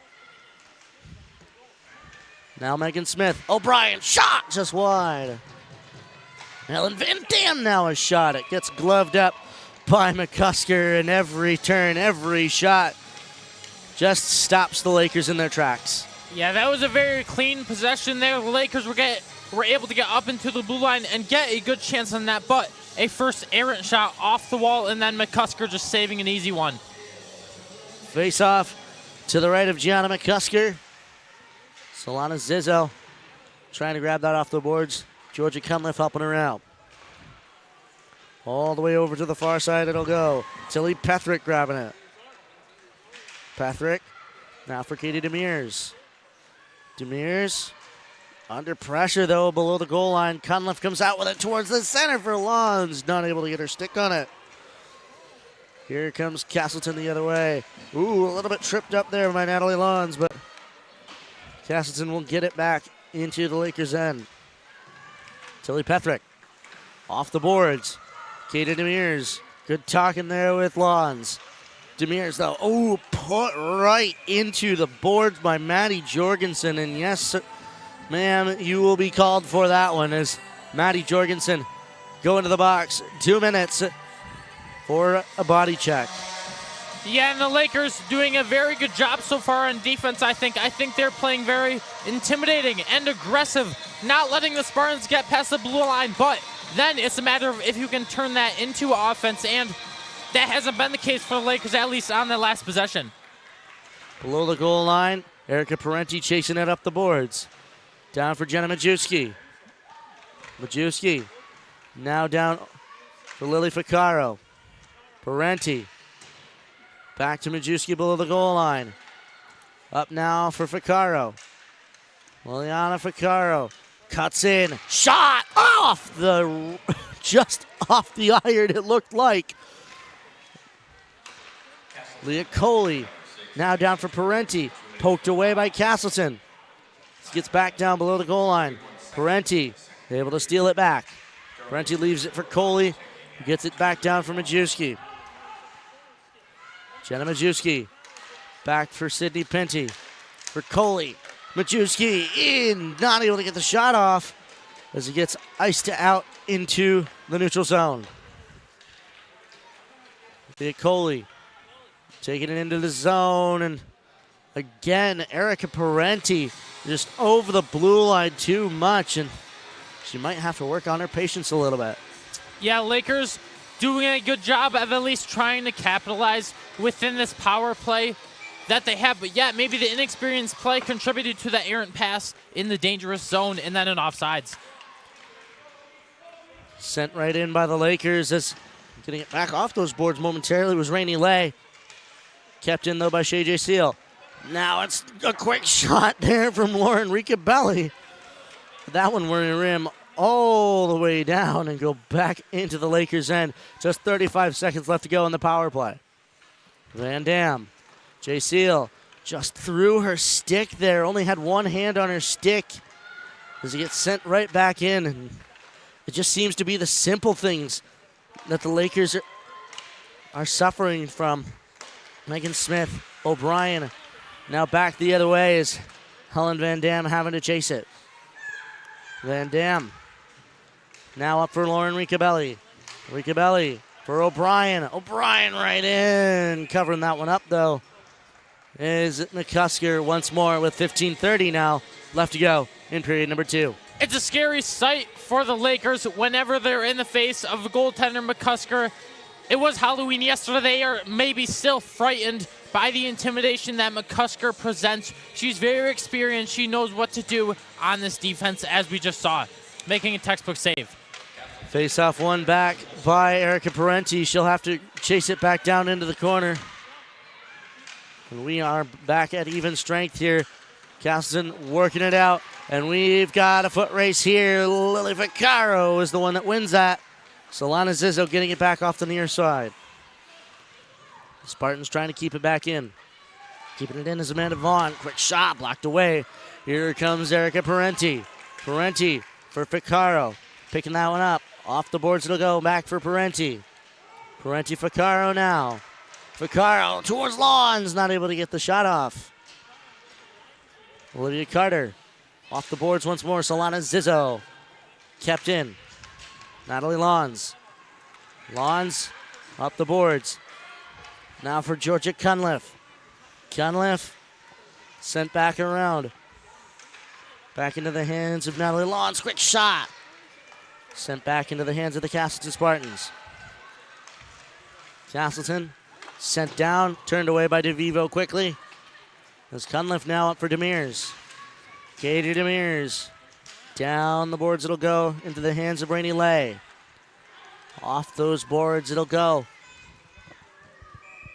And all the way down for an icing with 14:08 still left to go in period number 2. We'll send it back into the Castleton end. Yeah, one thing I've noticed on the Lakers end is that they seem to have a speed advantage, but at the same time, it seems that they're kind of fatigued. They're not able to get much chances. The Castleton defense is standing tall and taking the puck away from the Lakers at each chance. The Lakers now out shooting Castleton at a rate of about 3-1. As Castleton able to get it out of their zone, and Castleton maybe wanted to change that ratio a bit. Sends it right in onto Vivo, and she will not waste any time able to cover that one up. Yeah, and Castleton delivers on what you just said. They just had a chance on that, but DeVivo standing tall, not letting one through. 13:51 now left to go in period number 2. Face off to the left of Mia DeVivo in the Lakers' end as the linesman having to tell the wingers, hey, get back on your marks. Elizabeth Cooley over towards that far side. Castleton able to keep it in at this point. Just over the blue line, it'll hop. And Castleton having to hear from the linesman that it was offsides. They'll have to regroup. And the Lakers able to take it out. Fiona Sierens into the Castleton end. Below the goal line it'll go. Elizabeth Cooley. Cooley for Brittany Iverson. Iverson off the boards it'll go. Brittany Iverson off now for Van Dam. Quick shot. Save made. Taken up by Van Dam. As Castleton will send it all the way back down the other way. Sydney Pinty. Now for Brittany Iverson. Iverson, lost that as she crossed the blue line. Elizabeth Cooley keeping it back in. Now for Sydney Pinty. Around it'll go. Iverson chasing. Picking it up though, Karis Erickson. Up the boards it'll go. All the way into the Lakers' end. Sydney Pinty under pressure though from Madeline Corrigan. Corrigan steals. Not able to get it out to an outlet though. A little bit of miscommunication from Karis Erickson. Able to pick it up. Van Dam bringing it around. Now for Rika Belli. Lauren Rika Belli to Sydney Pinty. Now for O'Brien. Megan Smith offers skate though back into O'Brien's hands. O'Brien trying to take it through the middle, but just cannot lug it through several other defenders. Castleton off the far boards. Into the hands of Solana Zizzo. Zizzo back off the boards. Into the hands of Megan Smith. Alexandra O'Brien. Down the boards, it gets sent back. Jay Seal. Zizzo to Smith. Off the boards, deep into the zone. Vaccaro chasing it. Majewski now the one on the near boards at the hash marks. Jay Seal sent across. Zizzo, big shot, just gets blocked and all the way over that far protective netting. And with 11:31, we'll have another face-off down deep in the Castleton end. Yeah, and that's the thing that Castleton has been doing all game. We just saw that the Lakers attempted to take a slap shot, but Castleton was able to meet the shooter at the stick and just deny it. But you have to think, maybe if Lakers got that one off, it could have went past McCusker, but we will never know. Face off one forward, Jenna Majewski is shot, but just able to get that on her shoulder was Gianna, I should say, McCusker. Wow. A big opportunity there just coming off the face-off. We'll take another look at it. Jenna Majewski right in on McCusker, but not able to bury it at this point. McCusker stays perfect. Castleton around. Moa Carlson. Down for Parenti chasing that. And it's Jay Seal who picks it up. Off the far boards. Sent right back in. Below the goal line it'll go. Zizzo. Solana Zizzo. Now for Lily Vaccaro, having to stretch for that one. It'll go past her. And now back for an icing call. Yeah, Rob, again, one thing I noticed, the Lakers able to generate a lot of offensive chances, but hasn't really turned into anything favorable for them. It's still early. I mean, there's still 30 whole minutes left in this game, but you have to imagine you want to really apply a sense of domination so you can intimidate that defense heading into these final 10 minutes. Oh, and the far linesman will throw out the center number 27, Michaela Brightman. Or instead, Brightman will come right back in, and it looked like Meg Aiken was going to be replacing her, but nonetheless, off the back of the net here, Aiken towards the center. It'll go over the far boards. Ooh, and Erica Parenti just hooking up. Michaela Brightman, no call, thankfully, for the Lakers. As Jenna Majewski coming right back in. Majewski, wrap around, scores! Jenna Majewski ties it at 1 apiece. An absolutely wonderful possession there for the Lakers. Majewski rounding the net and the Lakers are finally able to get one past McCusker for the equalizer. And with 10:30 left to go in period number 2, McCusker has been solved.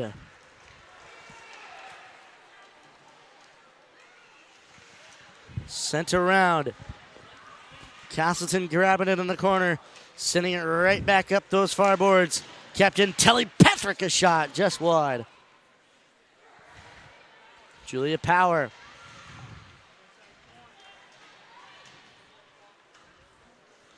Behind the net it'll go. Over to the far corner now. Cunliffe not able to grab that, sent all the way down the river once more. And that one will be an icing. We'll go back into the Castleton end with 9:54 left to go in period number 2. Yeah, and Majewski, the one that notched the equalizer, a transfer junior from UMass Boston, an Arizona native. That is the 9th goal of her Lakers career. She had 8 last season. To pair that with 9 assists, which showcases her two-way attack. Face off to the right of Gianna McCusker. Sent it right back in. Lawns a shot. Just wide. And sent right back in. It's back below the goal line. It'll go. And we've got another penalty coming up. 2 minutes for hooking. This one will be Georgia Cunliffe going to the box. Yeah, and the game continues to get physical, and you have to wonder if this is the real turning point for the Lakers, if they can put another one on net as fans and also the bench rejoices. 2 minutes of a penalty kill coming up for the Lakers. Oh, as Castleton is able to win that one forward, Meg Aiken taking it behind the net of DeVivo. Aiken a shot, blocked away by her own teammate there, Taylor Adams. So that one gets sent all the way back into the Castleton end. Chasing after that, Megan Smith. Smith, able to protect it. She's got Elizabeth Cooley with her. But that's a very high-risk play for the Lakers to be forechecking so much as Elizabeth Cooley able to chase down Moa Carlson, staying right with her stride for stride. Well done, Elizabeth Cooley. We've got another penalty coming up. I think this one's going to be on Castleton. Yeah, and now the Lakers seem to be the ones who are applying both offensive and defensive momentums. The Tides have quickly shifted, Robin. Now the atmosphere in here is better than ever in favor of the Lakers at their home, Deborah F. Stanley Ice Arena. Ellie Schliebner, the one going to the box here. We've got a big hit, and yeah, look at that. A huge slash it looked like from Schliebner. Makes it now some very spacious ice here for some 4-on-4 action for the next minute and 21 as Liliana Ficaro circles back. Lakers now with a lot more real estate on that ice. Helen Van Dam, shot. Blocked away, it looked like, by the pants of Mesa Ford, and it'll drop right at the feet of Gianna McCusker to cover it out. Yeah, it was a sea of green and white jerseys there, and the puck finally led to McCusker. She had a lapse earlier when the goal was scored, as the whole team defense did, and I see the Lakers now able to get more puck control in their end as opposed to the first period. Back off the boards, Helen Van Dam just able to keep it in. Van Dam able to keep it with her. Quick shot right into the legs, though, of Michaela Brightman. And Castleton is able to get it out. Liana Ficaro. Round it'll go. Far up those far boards. Poked away, though, by Amanda Vaughn. She just couldn't keep her balance, though. Quick shot just wide. Vaughn again. O'Brien trying to poke it away from her. Instead, it's Van Dam sending it down for Jay Seal. Van Dam. Back up the boards. Helen Van Dam. Over the red line. Over the blue line. Helen Van Dam. Back for Jenna Majewski. Poked it down for Alex O'Brien here. Majewski. Shot blocked away by Gianna McCusker. She got fooled once on a very close and tight angle shot. She will try not to be fooled twice. 2 seconds left. And the Lakers now back at full strength on the power play.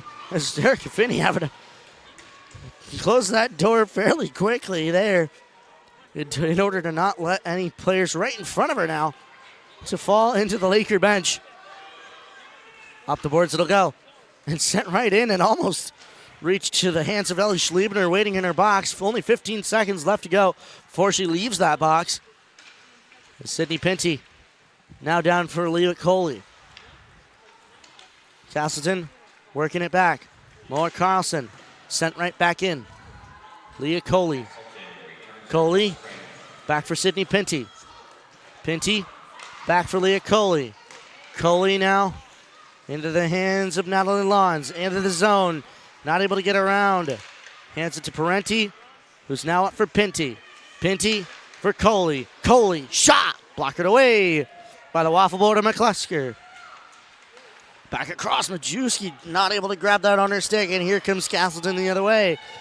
Annika Nelson into the Lakers' end. Shot! Just redirected off of Pinty's leg and into the corner. As up the boards it'll go.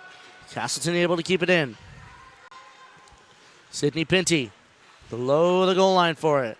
Now into the hands of Tilly Pethrick. Backhanded into the zone. Below the goal line into the hands of Angie Palmer. Is back out of the zone it'll go. Ricabelli. Long over for Megan Smith. Smith, able to make one move, but not able to make the second, as she's having to chase that below the goal line. Sent around by Gracie Hurlbut. Patrick not able to keep it in at this point. Able to stay with it, though, and send it back into the zone. Gracie Hurlbut. Around for Maddie Corrigan. Getting a little bit hooked up there by Lauren Ricabelli. She'll want to be careful as to not get a penalty called.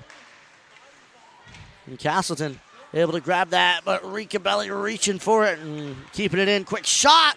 Almost redirected, though. Megan Smith is having to chase that into the corner. Alex O'Brien. Now Megan Smith chasing it. Solana Zizzo stopping it at the hash marks. Castleton grabbing it, courtesy of Maddie Jorgensen. Gracie Hurlbut off of it. Now for it's Olivia Cooley. Elizabeth Cooley back into the hands of instead Mesa Ford. Ford off the boards. Now it's Sierens. Zizzo for Power. Julia Power off the boards once more. Below the goal line it'll go. Carter sending it into the hands of Iverson. Brittany Iverson working it back around. On the near side. Leah Coley, backhander! Off the back of the net, it'll go. Brittany Iverson pinned on those boards. Julia Power trying to keep it in. And so does Sierens, but not able to do so at this point. Coley for Iverson. 4:22 left to go in the period here. Elizabeth Cooley below the goal line. Fighting forward in that corner. Sierens comes out, hands it to Iverson. Iverson, kept in quick. Now Sierens for Coley. Leah Coley trying to get it to Sierens, but it's off the stick of Carlson. Into the corner. Elizabeth Cooley up for now Leah Coley. Coley for Cooley.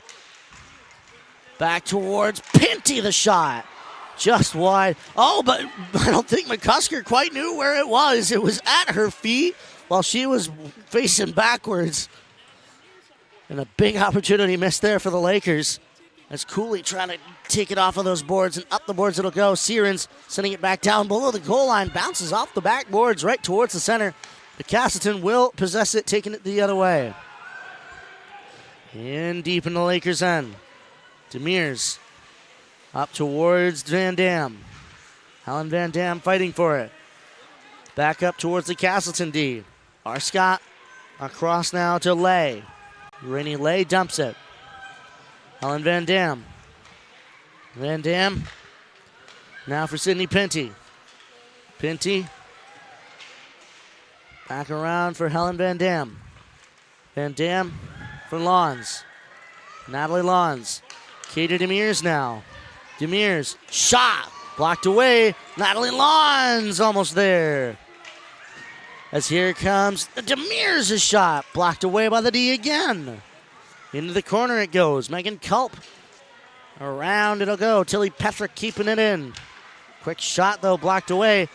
Cunliffe given towards Patrick, but instead it's Natalie Lawns across. Shot, save made, covered up by Gianna McCusker with 2:18 left to go in period number 2. Rob, you're about to lose your voice because that was very chaotic last few minutes. No ideal end result was had between either teams. I think both teams are really applying sort of a balanced attack.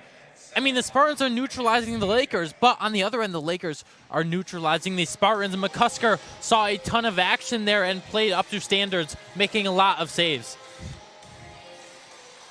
Yeah, and Gianna McCusker having to fix her trapper there. As we will get a face-off to her left. Parenti losing that one. Instead, it'll go into the corner. Majewski now towards the corner. Ficaro, all the way out for Zizzo, but she picks that one up in the neutral zone. Lakers having to regroup. Liliana Ficaro back into the Castleton hands, sent towards J. Seal. Parenti back for J. Seal. Back towards Erica Parenti, though. J. Seal having to come into the corner. Cycled for Parenti. Parenti right towards the center, though. Majewski shot blocked away by the stick.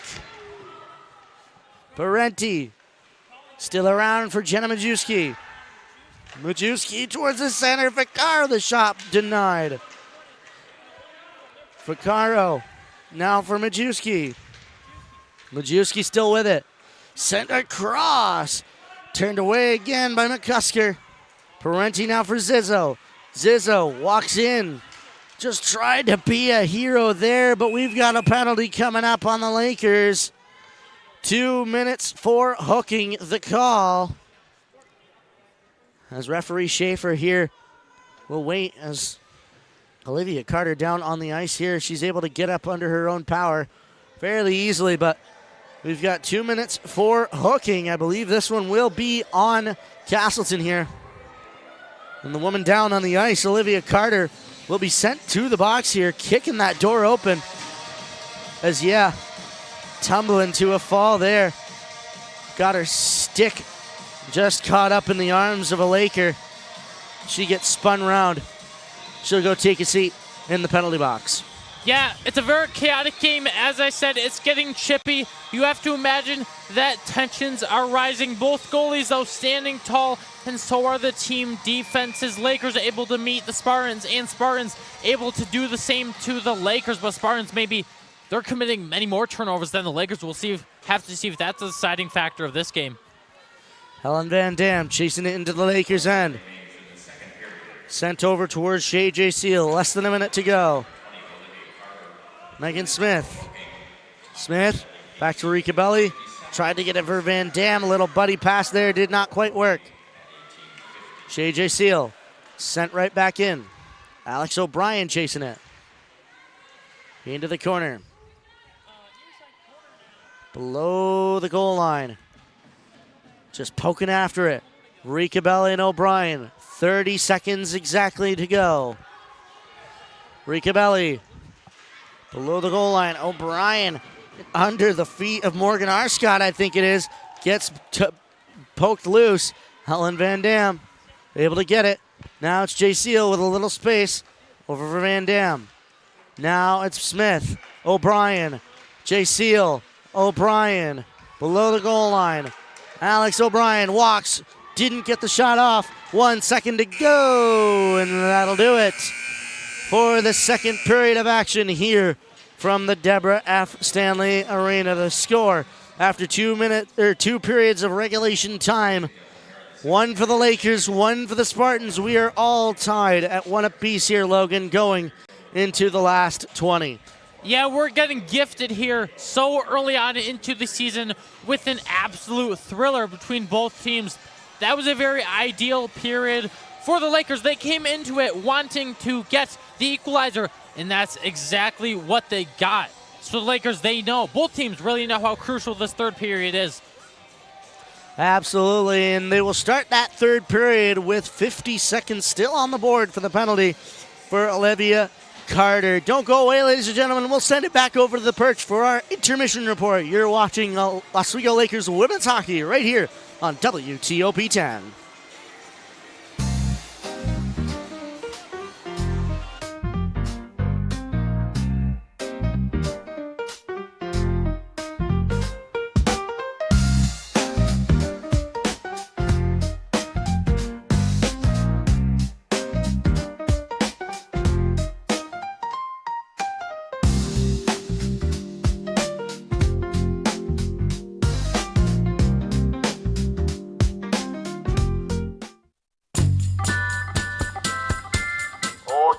I would have liked to see more on, Putin or something. I don't think he's very nice. He's so annoying, and he's not very funny either. He got that hot dog at one time. I don't know why he would do such a thing. I'm not sure why he's still playing a Nintendo Wii. The Nintendo Wii is so old. I've tried reporting him like 600 times, and nobody's answering my phone calls. Welcome back to the DK experience. Go back to your job. Every NFL fan has played for the last 15 games. They beat. Writing a letter to the NFL fans? Get out of here with that. Let me finish. No, stop. Johnny Manziel, that guy, he's a loser. No, that's.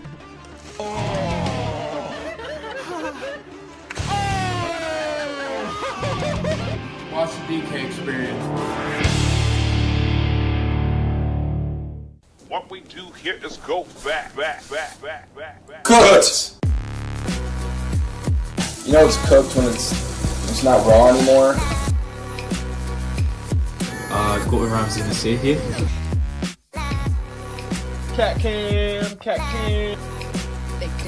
Because Kenny pulled a picture of him. Yeah. Yeah.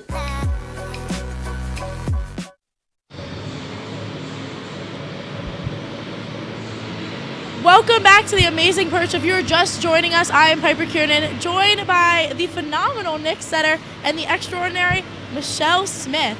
This whole period, we saw the Oswego Lakers pushing and really bringing their A game. We saw Jenna Majewski score the first goal for the Lakers. Michelle, can you take us through that goal we just saw? I absolutely can. Thank you so much, fantastic Piper Kiernan, for tossing that over to me.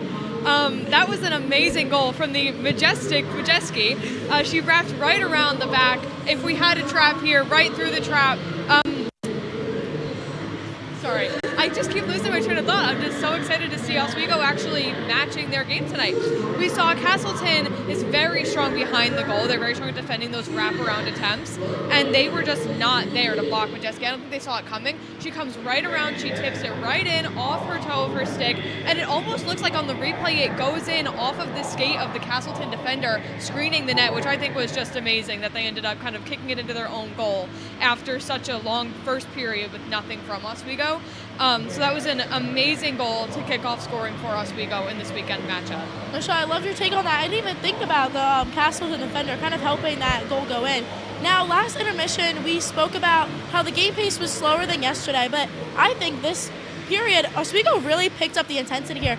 Nick, how do you think Castleton did to match their pace now? I think Castleton did a great job in the first part of that period, just keeping the pace level, keeping that defensive prowess going. But Oswego decided to finally step it up, put a gear in shift, and continue that pressure that led to Majewski scoring that goal. This is a close game. This is closer than close right now. Both teams know what each other is going to do, and they're trying to match each other on that play. The pace is going to get even faster in this third period, no doubt in my mind, and I think we're in for an amazing treat coming into this third period. Now, obviously, we just spoke about the goals scored. Nick, do you think that the picked-up pace is what helped Oswego really score here? Most definitely. They're keeping Castleton on their toes, really. It's kind of a game of who's going to get the shot, who's going to get the chance first. You're looking for that one little chance to finally find that slip-up in the defense and make a play. And I think that Oswego finally found that while creating pressure. They're hustling a lot better, playing stronger defense, stronger offense. The Lakers finally kind of, I said last broadcast, wake up. They need to wake up. I feel like they've done that this game so far and really came into their own skill. This is the potential we can see from them this season. And this is a phenomenal Castleton team. This is a great Castleton team. And I think them being this close is a very good sign for them. Now, as you all just saw on our little graphic there, Oswego has won more face-offs so far this game. How do you guys think that could continue to help them if they keep on winning those face-offs? Or what do you guys think about that in general? You can go first. I'll let you. Thank you. Thank you for letting me. I think that Oswego has been very strong on the face-off, especially at the point right inside of the neutral zone, right past that blue line. However, every time they gain possession off the face-off, they do tend to turn it over within 5 seconds of gaining that possession, which kind of contradicts the whole strong face-off. If you're going to gain possession, you're going to need to keep it. And they are not doing that still. They have that goal, but they need to keep possession after the face-off and get it into their offensive zone if they want to keep scoring into the third. Yeah, I completely agree with her. Winning the face-off doesn't mean anything if you can't keep the puck. It's just another number in your stat sheet at that point. And you really need to control the puck afterwards, after winning that face-off. And I think it's going to lead to a lot of great opportunities for either team after they win that face-off if they keep the puck. Nick, speaking of pucks, I see you have one here on the desk. 2 for 2. Yesterday on Halloween, I got a little treat from trick-or-treating, and today, even after, there's some leftover candy, apparently. I got another puck, and I'm elated for that. Now, I love to hear it, Nick, honestly. Thinking about the pucks, we have some pucks, penalties, PPs, haha. What do you, Michelle, how do you think that the teams can pick up on the penalties? I think if I'm Coach Digby behind the Oswego bench, or if I'm the coaching staff behind the Castleton bench, I'm not upset with the penalties. 1 penalty each, Lakers and Spartans. They were silly penalties, poking, body checking, avoidable, but clearly it helped the game. They're both up 1-1. I'm not too upset if I'm that coaching staff. Again, I think that what's more important than 1 or 2 silly penalties is going to be the face-off and the neutral zone play, which has been fairly strong this period, and then cleaning up misconnections that's what I'd be focusing on during this intermission period of play rather than avoid penalties. That sounded great, Michelle. Now, last intermission, we talked a lot about the Castleton goalie, McCusker. She's still looking pretty impressive out there this period, even with that 1 goal scored on her. Nick, do you think that Castleton what can Castleton continue to do to hold the Lakers offense? I think it's that defensive standpoint. Again, the defenders, they really know win in one-on-one scenarios, because if they lose one of those one-on-one opportunities, Oswego's in every time, and it's going to lead to some catastrophic results for the Castleton Spartans. I think if they stay poised on those one-on-ones and keep McCusker clean, I think it's going to be easy for them to keep this defense going, keep the offense going, and just as a whole unit get up the rink and play some real good puck. But on the other side of things, Oswego really need to win those one-on-ones. You don't need to move around. You don't need to go crazy. You just need to make the easy plays, find a backdoor run on the inside, and make a beautiful run in to get a good play. So it's really a battle of one-on-one, 5v5. And Oswego, they do get the advantage going into this last period because of that late penalty on Castleton. So it's interesting to see how they'll start this next period. Yeah, absolutely. Yeah, now I also want to bring it back to our picks just from the beginning. As you can see, it's 1-1 right now, guys. That's pretty close to my pick. I said 2-1 Oswego Lakers. How are you guys feeling about your picks still? I'll have you think about yours. Yours was 4-3, right? That would be correct, Nick. How you feel about 4-3? I feel like it's going to go down in history with your pick from last night for worst picks by a WTOP 10 analyst, but we still have 20 minutes to see. Yeah, I think that 3-2 it's still in the books. I think it's still there, but honestly, if I was to go with anyone's prediction on this perch right now, it's probably yours, Piper. Perfect. That's what I love to hear. Now, Michelle, talking about hearing things, I would love to hear your thoughts on who's going to score the goal-winning goal. The game-winning goal? Yep. Oh, my goodness. Let's see. Let me whip out my handy-dandy roster. Let's see. I have my sights set on Ellie Schreiber. Schleibener, that's correct. Schleibener, excuse me. My humble apologies. I think that she's going to come out of the woodwork tonight. I think that she has very high potential. She had an assist last night, and I think that may translate into a desire for a goal tonight. Nick, I don't know if you need to look at Michelle's little sheet there, but who do you think is going to score? I think I'm good with the sheet, but I will say I think Oswego are really shifting the tide. They're shifting the momentum, and I think it might go 2-1 to Oswego. Like you said, I think it's going to be Majeski at the double. That was a phenomenal play by her to get behind the entire defense and just whip it around that entire goal. And I think that Majeski's going to go for the double, and they might win this game 2-1. It's going to be low scoring, but I think it's still going to be very exciting. I'm just going to throw my prediction in there. I want a rookie to score this last goal here. I think that could be very important. I think that could be very cute, a nice little moment to score the goal-winning goal for your first win this season. And I'm going to give it to number 10. I think her name is Alex O'Brien. Can you double-check that for me, Michelle? My handy-dandy sheet, everybody. That's going to be Alex O'Brien. Okay, slay. Yes, I knew her name. We are really seeing her. Have you guys seen her out there? She looks very hot. She's always on the ice. Absolutely. Yeah, I think she's doing amazing. And now I'm going to throw it back to the Castleton goalie because, of course, they have to get through her to score this goal-winning goal. How impressive do you guys think she's been at net so far? She's been great. I mean, she's had almost 5 periods without a single goal scored on her. Unfortunately, that streak just came to an end with the second period goal by Jenna Majeski. But I said it before, I'll say it again, the focal point. Everything goes through her, even the beginning of the plays. Everything goes through her because she's so good at cutting off the back door. She's so good at cutting off behind the goal. She can catch anything that comes her way. I think that McCusker is going to be a very good talent for this team this year, for the Spartans. And they're going to run the conference, in my opinion, with her in the back of the net.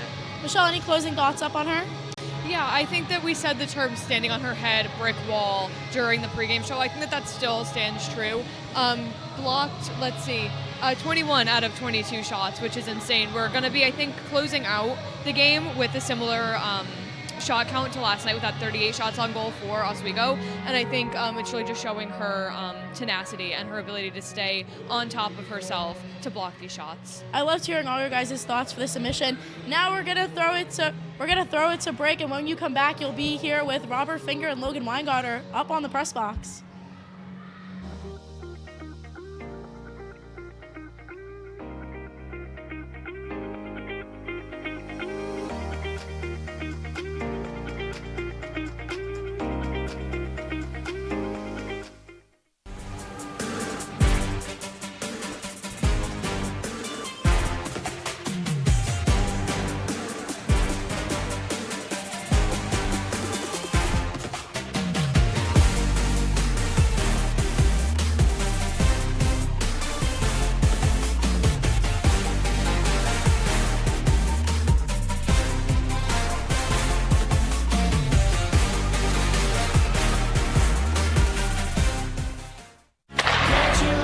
If it's hockey, In front, they score! it's on Hockey Talk. Join Rob Finger and his panel of guests Their behavior against easy teams. How do you lose to the Bruins twice? as they take you through the hockey world. We welcome you with open arms. Tune into Hockey Talk, Mondays at 9:30 after East Coast hockey games, only on WTOP.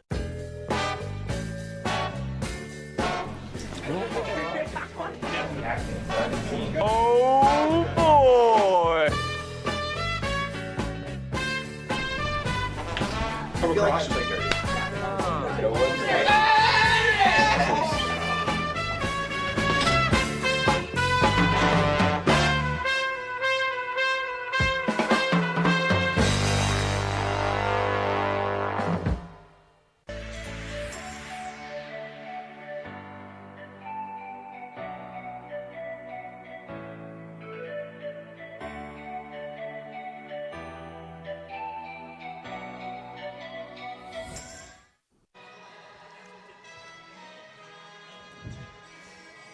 Welcome back up top of the Steve Levy press box for period 3 of action between your Oswego State Lakers and those Castleton Spartans over across the ice from us.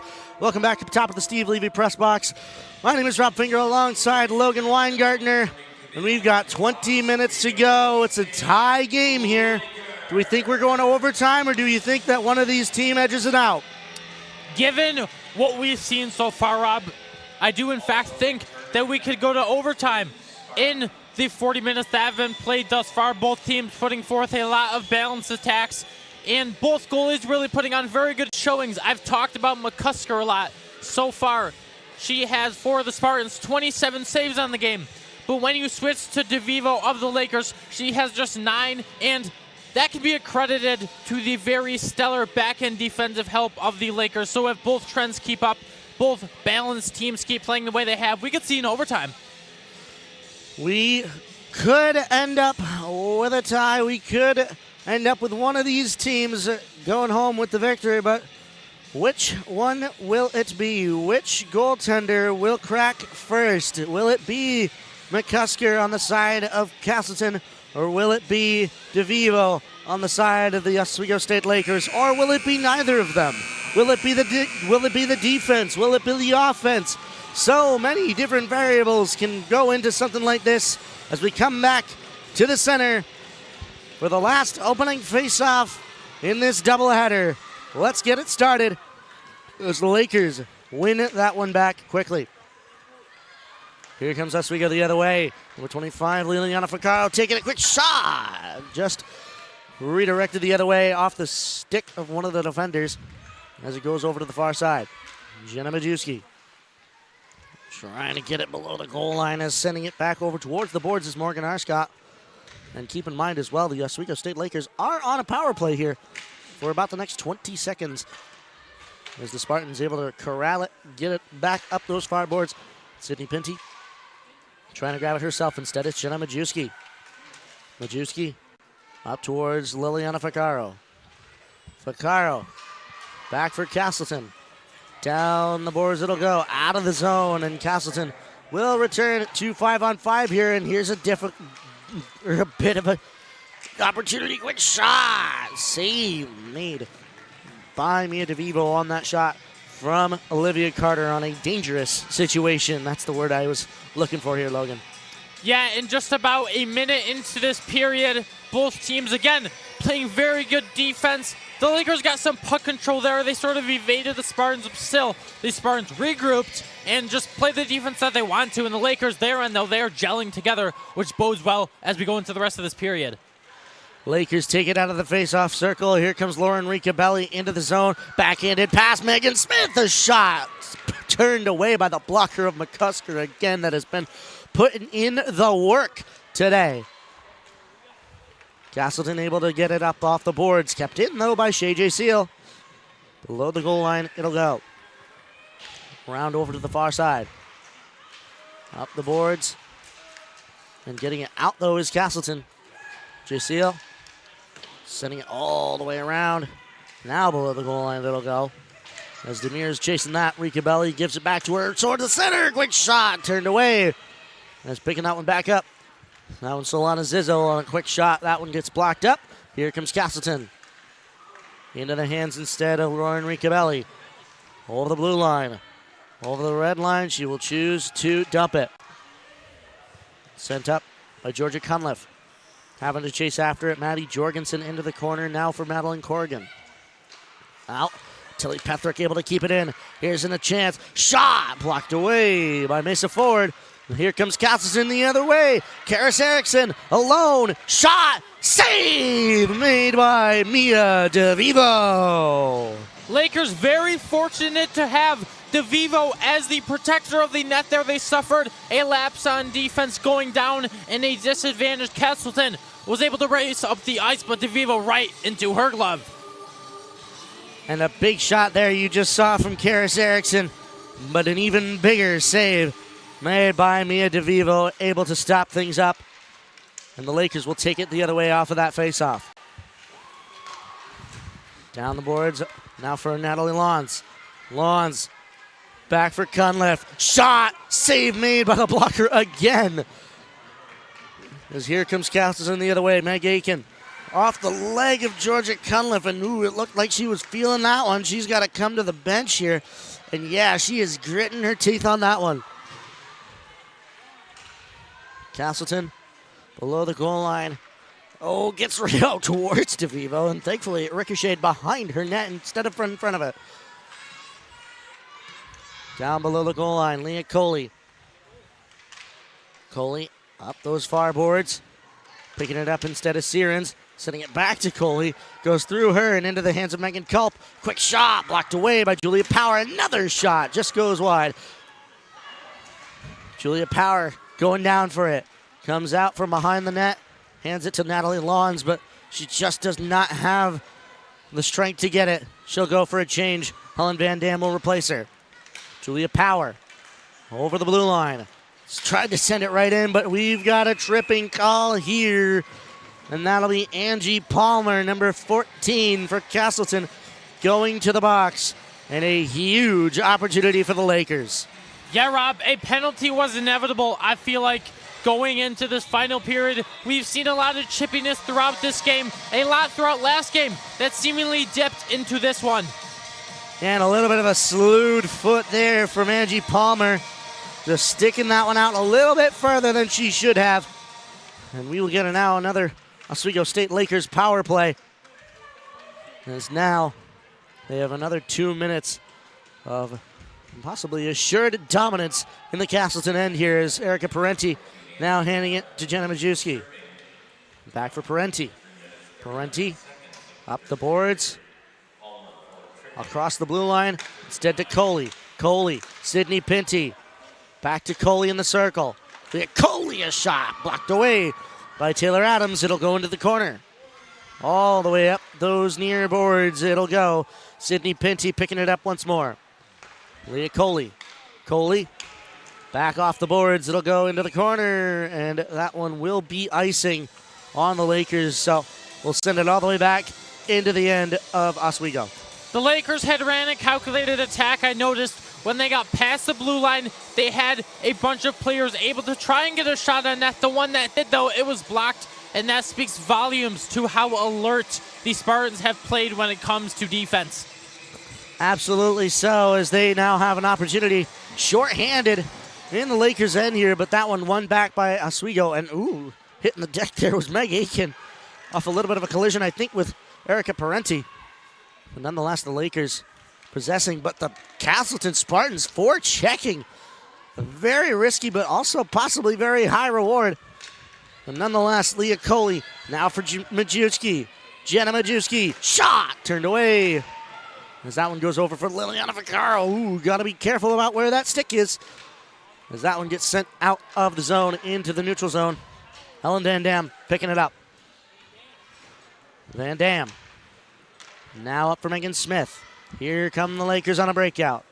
Jaceel into the zone. Stops at the hash marks. Hands it to Helen Van Dam. Now for Jaceel. Back to Van Dam. Van Dam. Smith. Back down for O'Brien. O'Brien, J. Seal, shot! Turned away by the pad of McCusker. Van Dam, shot again! Just redirected over the net, I think by the stick of her teammate. Van Dam, third time's the charm, just goes wide. J. Seal, now down for Megan Smith. And Castleton will return to full strength. And going over to the bench was Angie Palmer, and replacing her, Amanda Vaughn. O'Brien, now for Smith. Smith, Van Dam, J. Seal. Back to Van Dam. Van Dam instead down below the goal line for O'Brien. Rika Belli. Ooh, just goes through her stick. She's able to corral it. It's up the boards, though. Kept in by J. Seal. Backhanded right towards McCusker. Hops over her glove, though. As that one gets sent back over to the near side by Castleton and Mesa Ford. Out of the zone it'll go. Chasing after that is Tilly Petherick. But that one will go all the way down instead. And that one will be an icing on Castleton, and we'll send it back into their own end. Yeah, and for the Lakers, you weren't able to get anything out of those several chances on net because McCusker's an absolute force in net. But yet, if for the Lakers, you're still pleased with those chances because maybe it's inevitable that you can finally connect one through at one point within this third period. Face off, one forward by Castleton, but the Lakers will put it back down below the goal line. Demirs back instead for Georgia Cunliffe. Cunliffe sent right in. Natalie Lawns working that back below the goal line, though. Demirs for Petherick. Tilly Petherick a shot. Kicked away, though, by Ellie Schliebner's skate. Natalie Lawns. Lawns now back for Georgia Cunliffe. Cunliffe off the boards into the hands of Solana Zizzo. Zizzo crossing the ice here. Circled back through the slot. Tried to backhand it, but it just went wide. Georgia Cunliffe tried to get it down for Katie Demirs, but instead it's coming through the neutral zone. Here comes Amanda Vaughn into the Lakers' end. Rimming around to the far side. Demirs, waiting for that. I don't think she quite might have wanted to wait for that, but Petherick is able to get it off the glass and out of the zone. Through the middle. Here comes Georgia Cunliffe able to pick it up. Cunliffe, shot, kicked away by McCusker. Oh, and we've got bodies hitting the ice here as Christensen having to manage the door on the Lakers bench. And a little bit of a traffic jam here. Iverson, shot out, just wide. You had all sorts of space, but she's just puts it wide. Wow. Elizabeth Cooley now down for Fiona Searins. Below the goal line, Elizabeth Cooley up for now Julia Power. Power cycled back to Iverson. Brittany Iverson for Elizabeth Cooley. Cooley back towards the net and trying to cover it up anyway was McCusker. Just got free of her, and here comes Castleton the other way. Quick pass, intercepted, though, by Leah Coley. Here she comes. Quick shot, stuffed in. Cooley the shot. Save made out. The rebound was there, and Iverson just put it in the corner. Wow. Helen Van Dam puts it back below the goal line. Brittany Iverson now 2 immaculate chances. In the corner it'll go. Sent all the way around. Helen Van Dam chases it, keeps it in the zone. Sent back down to Majewski. Majewski the shot. Stuffed, and here comes Ficcaro off the bench, able to keep it in. Lily Ficcaro, now for Sydney Pinty. Shot, save made, rebound is there. And not able to get her stick on it was Majewski. Here comes Castleton, off the boards, in front. No, she's not able to get to it. Maddie Jorgensen just did not have the wheels to grab it. Here comes Jenna Majewski. Little fire wagon hockey here. Across for Ficcaro. Now back up towards it, and Castleton will try and rush it the other way. J. Seal off the boards. Now it's Parenti. Going back below the goal line. Ooh, Parenti hits the deck right in front. Ficcaro couldn't get her stick on it. Here comes Moa Carlson. The Spartans through the middle, over the blue line, into the Lakers' end. Quick shot. Blocked away by J. Seal. Up the boards. Jenna Majewski Forwards it towards Smith. It goes through her legs. And that will be icing just to calm it down that little bit after, wow, quite the sequence of events here as we take a look at the replay again. Off the boards, right in front, Brittany Iverson just tried to one-timer that one, but it just went wide. Jay Seal off the boards. Castleton looking to set it up. Sent over to the far side. Solana Zizzo over the blue line, over the red line, over the blue line. Zizzo just fanned on the shot. Here comes Castleton. Taylor Adams up the boards, over the blue line. Comes across, shot over the net. It's back towards DeVivo though. It's kept out. Zizzo off the glass. Van Dam hunting it down. Over towards the hash marks it go. Rika Belli high up into the air as he goes back below the goal line. Jay Seal for Zizzo. Zizzo looking for an outlet. What'll she find? She finds Rika Belli off the boards. Rika Belli, though, reversing it. Forced back in, though, by Michaela Brightman. Dangerous opportunity, though, as it gets sent back out of the zone. Gracie Hurlbut. Megan Smith able to steal it. Off the boards it'll go. Castleton looking to reverse. Right into the hands, though, of Meg Aiken. And here we go through the neutral zone. Rika Belli reversing. Tried to get it to Cunliffe. And Meg Aiken tried to absolutely slap that one into the Lakers' end, but it'll go into the center. Tilly Petrick able to keep it in. She sends it all the way down. Natalie Lawns trying to pick that one up. 8:39 left to go in this third period. Georgia Cunliffe. Power to Petrick. Petrick a shot. Blocked away. Rebound. Just tried to get that one-timer. Just quite couldn't get it squared on her stick. Tilly Petrick. Oh, not able to keep it in. But here comes Meg Aiken. Foot race. Power wins it. Demirs now for Lawns, and the linesman will call a whistle. And what on earth is happening? Rob, that was an absolutely chaotic sequence there on a few possessions. A lot of tired legs out here. Goalies racking up saves, defense racking up stops. And this will be a very exciting final 8 minutes. My guess is that Castleton may have just gotten a too many men penalty, as the sign that the linesman was making was too many men. But I mean, the linesman, only in certain occasions are they able to call penalties, and that's if either referee does not see it. Jaceel Shaw just not able to grab it as Ficaro and Majewski trying again that wrap around. Here's Parenti now. Parenti, Lily Ficaro, back to Parenti. Lakers on the power play. Pinty able to keep it in with a backhand. Chasing after it is Leah Coley. Up the boards it goes into the hands of Taylor Adams. And the Lakers are forced to go back into the neutral zone. Pinty to Coley. Leah Coley into the zone. Looks to set it up for Oswego. Circles back. Coley for Parenti. Now to Majewski at the top. Jenna Majewski for Pinty. Majewski goes and takes her place. Coley. Pinty to Coley. Just goes through her stick though. Stronger on stick is needed for a pass like that. 7:20 to go in the third.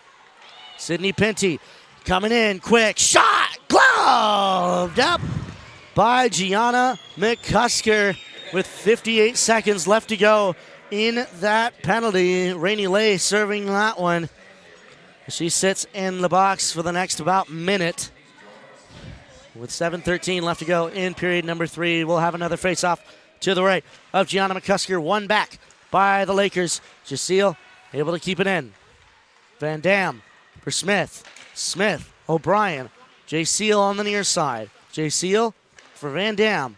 Van Dam for Smith. Working it in a circle. Tried to get it to Rika Belli, but a skate denied that one. As Megan Smith is able to get it back into the hands of Helen Van Dam. She almost lost it, though. Here comes Helen Van Dam into the zone. Circles back. Looks to set it up. Sent back below the goal line. Alex O'Brien, though, not able to grab it at this point. And it's sent all the way down by Castleton. 20 seconds left in the penalty. Helen Van Dam sent back up instead for Megan Smith. Jay Seal. Jay Seal, red line, tried to dump it. Didn't quite get there, though. Alex O'Brien dumps it back in. 3 seconds left in the penalty. Castleton rims it around. And they are back at full strength. Georgia Cunliffe, a shot. Oh, it's just a good redirection there by, I believe that was Lauren Ricabelli. But he just went a little bit wide. Natalie Lons back towards the near boards. All the way down it goes. Solana Zizzo off the glass. Natalie Lons trying to grab that. Instead, it's number 27, Michaela Brightman. Off the boards, it'll go all the way down. And that will be an icing with 5:44 still left to go in period number 3. Yeah, that was a great job by the Spartans of clearing out the power play. And McCusker playing like prime. Hendrik Lundqvist making stops left and right. She's doing 40 saves, just one away from that mark, surpassing her mark of 38. Put that up last night against the Lakers in the 3-0 win. Natalie Lons for Tilly Patrick. Big shot from Zizzo, just didn't have enough mustard on it. As here comes Demers. Demers back to Lons. Lons. Ooh, under pressure though. Lakers not quite as open-iced as they were. Lons shot, scores!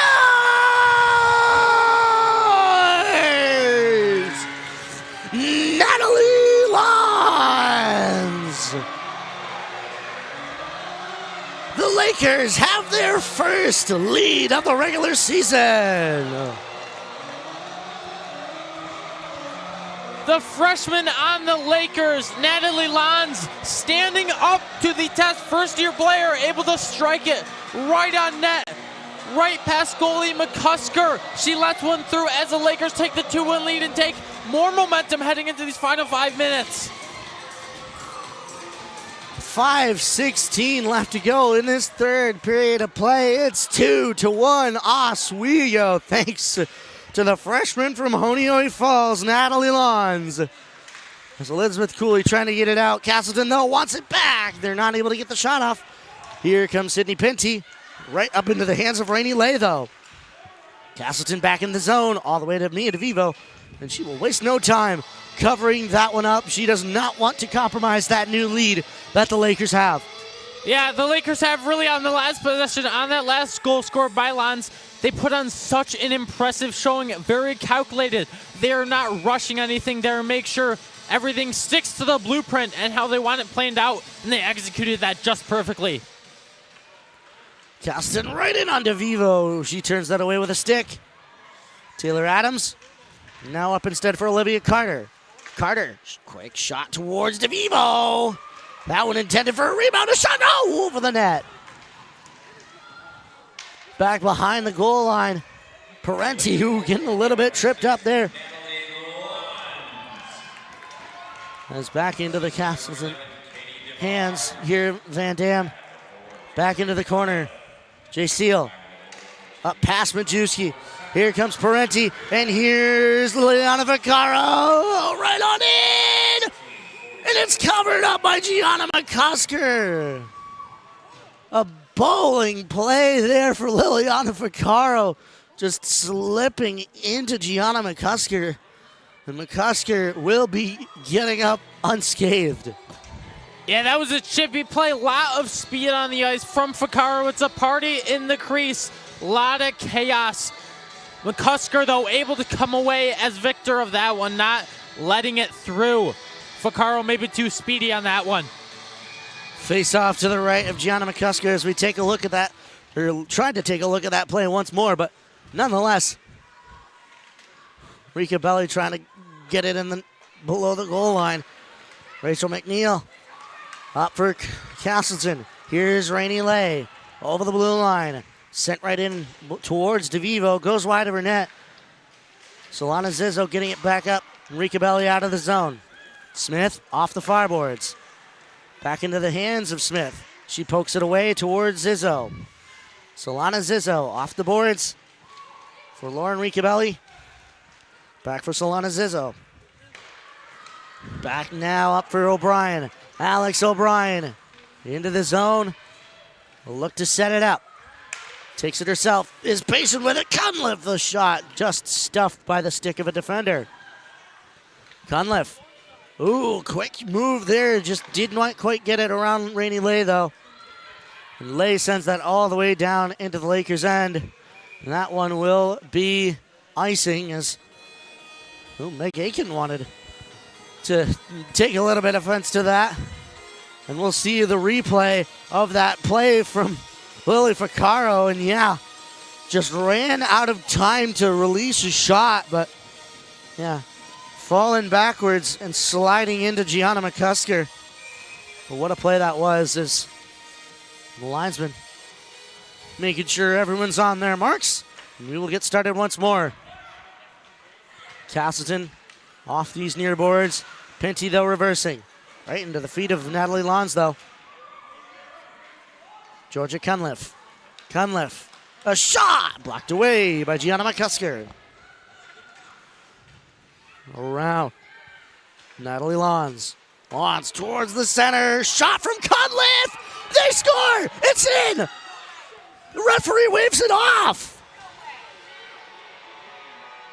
The puck was across the goal line and by quite a bit, but the referee waves it off. Wow, Rob, that was one chaotic sequence. Lons almost with an assist. Oh, did that go in before he blew the whistle? Because it was in the pads of McCusker, but she was very far back in her crease. I don't know. Up the boards it'll go for Parenti. Pinty able to keep it in. Sydney Pinty, shot! Just gets stopped by the defender before it even reaches McCusker. Elizabeth Cooley trying to keep it in. Over towards the goal line. Michaela Brightman off the boards. Elizabeth Cooley back off the boards. Majewski chasing it. Keeping it in is Van Dam with a leg. Back down for Majewski. 2:03 to go in regulation. Majewski back into the corner. Mesa Ford. Amanda Vaughn now taking it. Across instead for Meg Aiken. Aiken dumps it in. Will they pull Gianna McCusker? That's the question. 2-1 is the score in favor of the Lakers. Helen Van Dam poked away though by Moa Carlson. And Van Dam having to sacrifice that one. Taylor Adams, though, picks it up for Castleton. Around. McCusker comes to the bench. We'll have 6-on-5 as it goes all the way down into the Castleton end. Rainey Lay, though, controls. Back up towards Amanda Vaughn. Stolen by Parenti. Stolen back, though, by Taylor Adams. Ellie Schliebner sent into the Lakers' end. 1:13 to go. Leah Coley reverses. Into the hands of Jay Seal. Rika Belli now on the near boards. Up it'll go for Rainey Lay again. Across to the far side. Alex O'Brien backhanded towards Smith. It goes through her stick to Carlson. Now it's Lay again. Rainey Lay for Meg Aiken. Into the zone they'll go. Castleton changing. Back into the hands of Sydney Pinty. Round off the boards. Quick shot in the middle. It goes to Vivo. They score! Moa Carlson, I believe.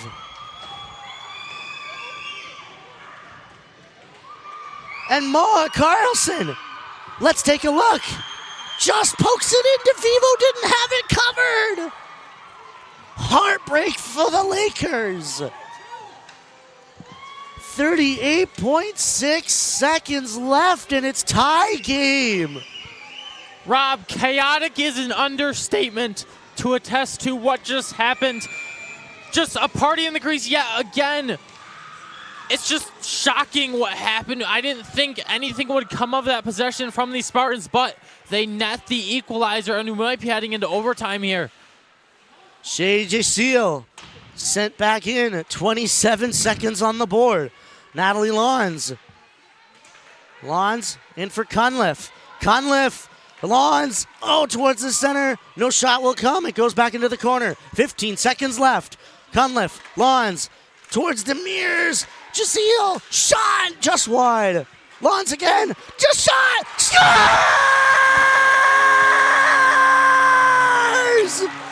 Georgia Cunliffe! 3-2 Lakers! Wow! Lakers have the lead again! And Lons putting on a masterful showing with 2 goals in just this third period. The Lakers firing on all cylinders down the stretch. And again, I didn't think anything would come of that Laker possession, but they shocked the fans as the Deb erupts. Lakers up 3-2, just 5 seconds to go, Rob. From heartbreak to elation in the span of 30 seconds, the Oswego State Lakers take the thriller here at the Dab. Rob, that was a nuts entire game. Those 3 periods, one of the most entertaining hockey games I've watched in a while as the Lakers cheer each other on. They net the final goal as one just snuck through the glove of McCusker. We don't see that a lot, but the Lakers able to capitalize where the Spartans fell short, which is in the defensive department. Final score from the Deborah F. Stanley Arena, 3 for the Oswego State Lakers, 2 for the Castleton Spartans. 37 shots loosed on that goalie, Gianna McCusker. And you have to give her at least a little bit of credit. She was perfect for 4 periods in a row. This game absolutely would not have been close without her performance. But look at that. Just the replay here on that final goal. Just the Hail Mary shot from Georgia Cunliffe. Elation for the Oswego State Lakers as they take the victory and split the 2-game series with Castleton. Yeah, as you said, you have to give credit to McCusker still. Just an absolutely wonderful showing. She put up 43 saves. Just such a good showing by the sophomore. A bright future ahead. And I wouldn't hold your heads too low if you're the Spartans, because you still put on a very calculated showing on offense and defense. You played to the best of your abilities, but the Lakers just in the right place at the right time, able to sneak one through with 5 seconds to go. And chaos may be the name of the game for the Oswego State Lakers going forward. Their goals were scored on very chaotic plays as we wait for the 3 stars of the game.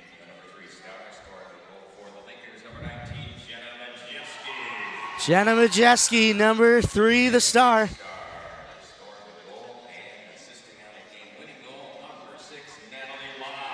Natalie Lawns, a goal and an assist.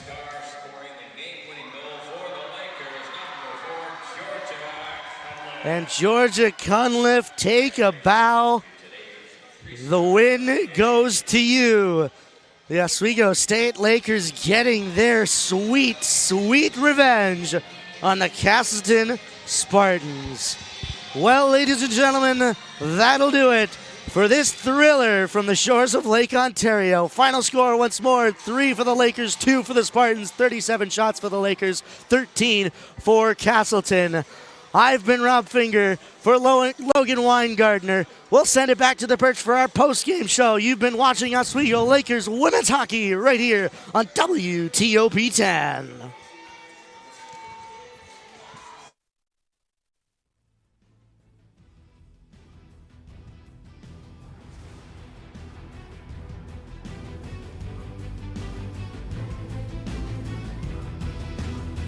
If you like action,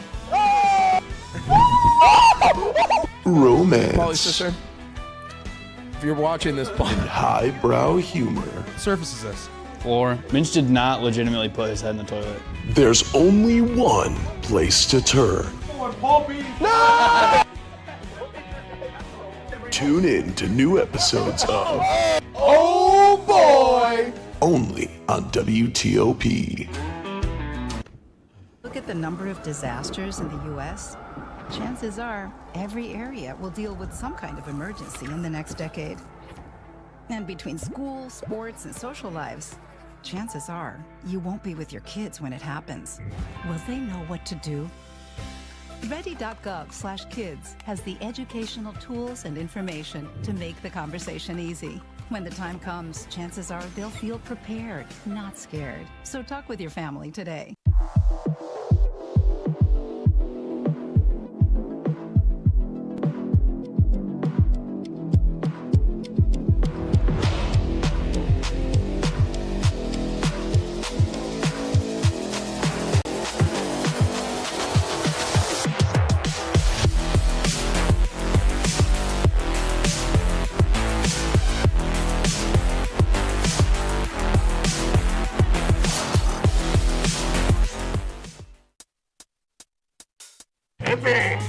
I had to eat a raw egg on Chris's dormitory floor. I currently don't have any federal pending charges. You know what you never did? You never walked to Walmart, Chris. That's my co-host. This is for making me eat roast Pop-Tarts. It's showtime, Crits. Come on. I want to be on the air for that. I got a couple things to say. No. Spin the wheel. Oh, you got censorship. Welcome back. Welcome back. Welcome back to. And for the last time of the night, welcome back to the best place to be, The Perch, for our post-game show. If you don't know already, I'm Piper Kieran, joined by the fabulous Nick Setter and the wonderful Michelle Smith. Now, guys, we talked about during last intermission the game-winning goal scorer earlier, and I said I wanted it to be a rookie to get that goal, and we had that here tonight with Georgia Cunliffe. Nick, can you take us through that goal? You just gotta give me a second to catch my breath. Oh my God, what a play. Right, 5 seconds left on the clock. Cunliffe, a bunch of missed opportunities there. 1-2 shots, and Cunliffe out at the dead, bounced off the wall. Lakers scrambling for it and just hit off of McCusker. She's had such a great game against the Lakers. Unfortunate ending for the Spartans there for McCusker, but what a goal by Cunliffe. That's going to be a rally for the Lakers, in my opinion. I feel like that's going to boost them for the rest of the season, too, as they get their first win of the regular season.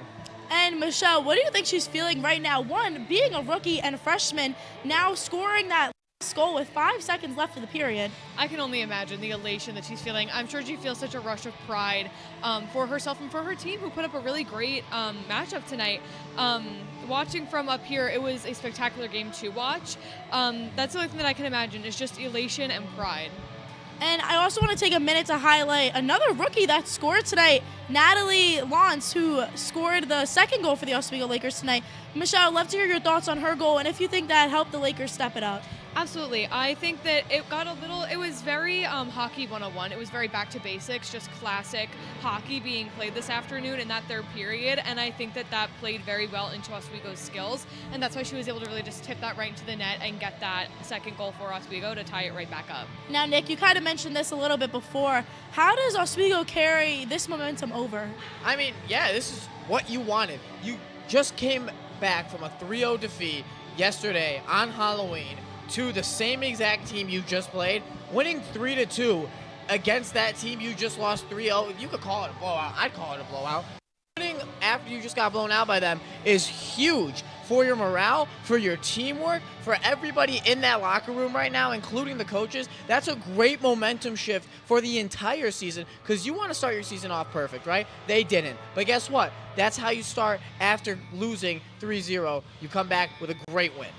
Now, obviously, Oswego was able to have their little redemption here tonight just right after their loss. But, Michelle, how does Castleton respond after their heartbreaking loss tonight? I think that at the end of the day, Castleton is still trying to prove themselves in a new league that they weren't previously a part of, and that they succeeded. They won last night. They lost tonight, but by a very slim margin, and they played very good hockey. And I think that they have proven themselves here in Oswego. They did what they needed to do to get their names out there, at least among our community, in this hockey world, to prove themselves, especially against this Oswego team. They had the best regular season record last season, and then to lose in their first game after a 22-3-2 record last year, they're already now halfway as far as losses go to that loss record for last year. So that says a lot for Castleton coming in here. Here it is, and I loved hearing from both of you guys today. That's it for us on The Perch. Good night, everybody.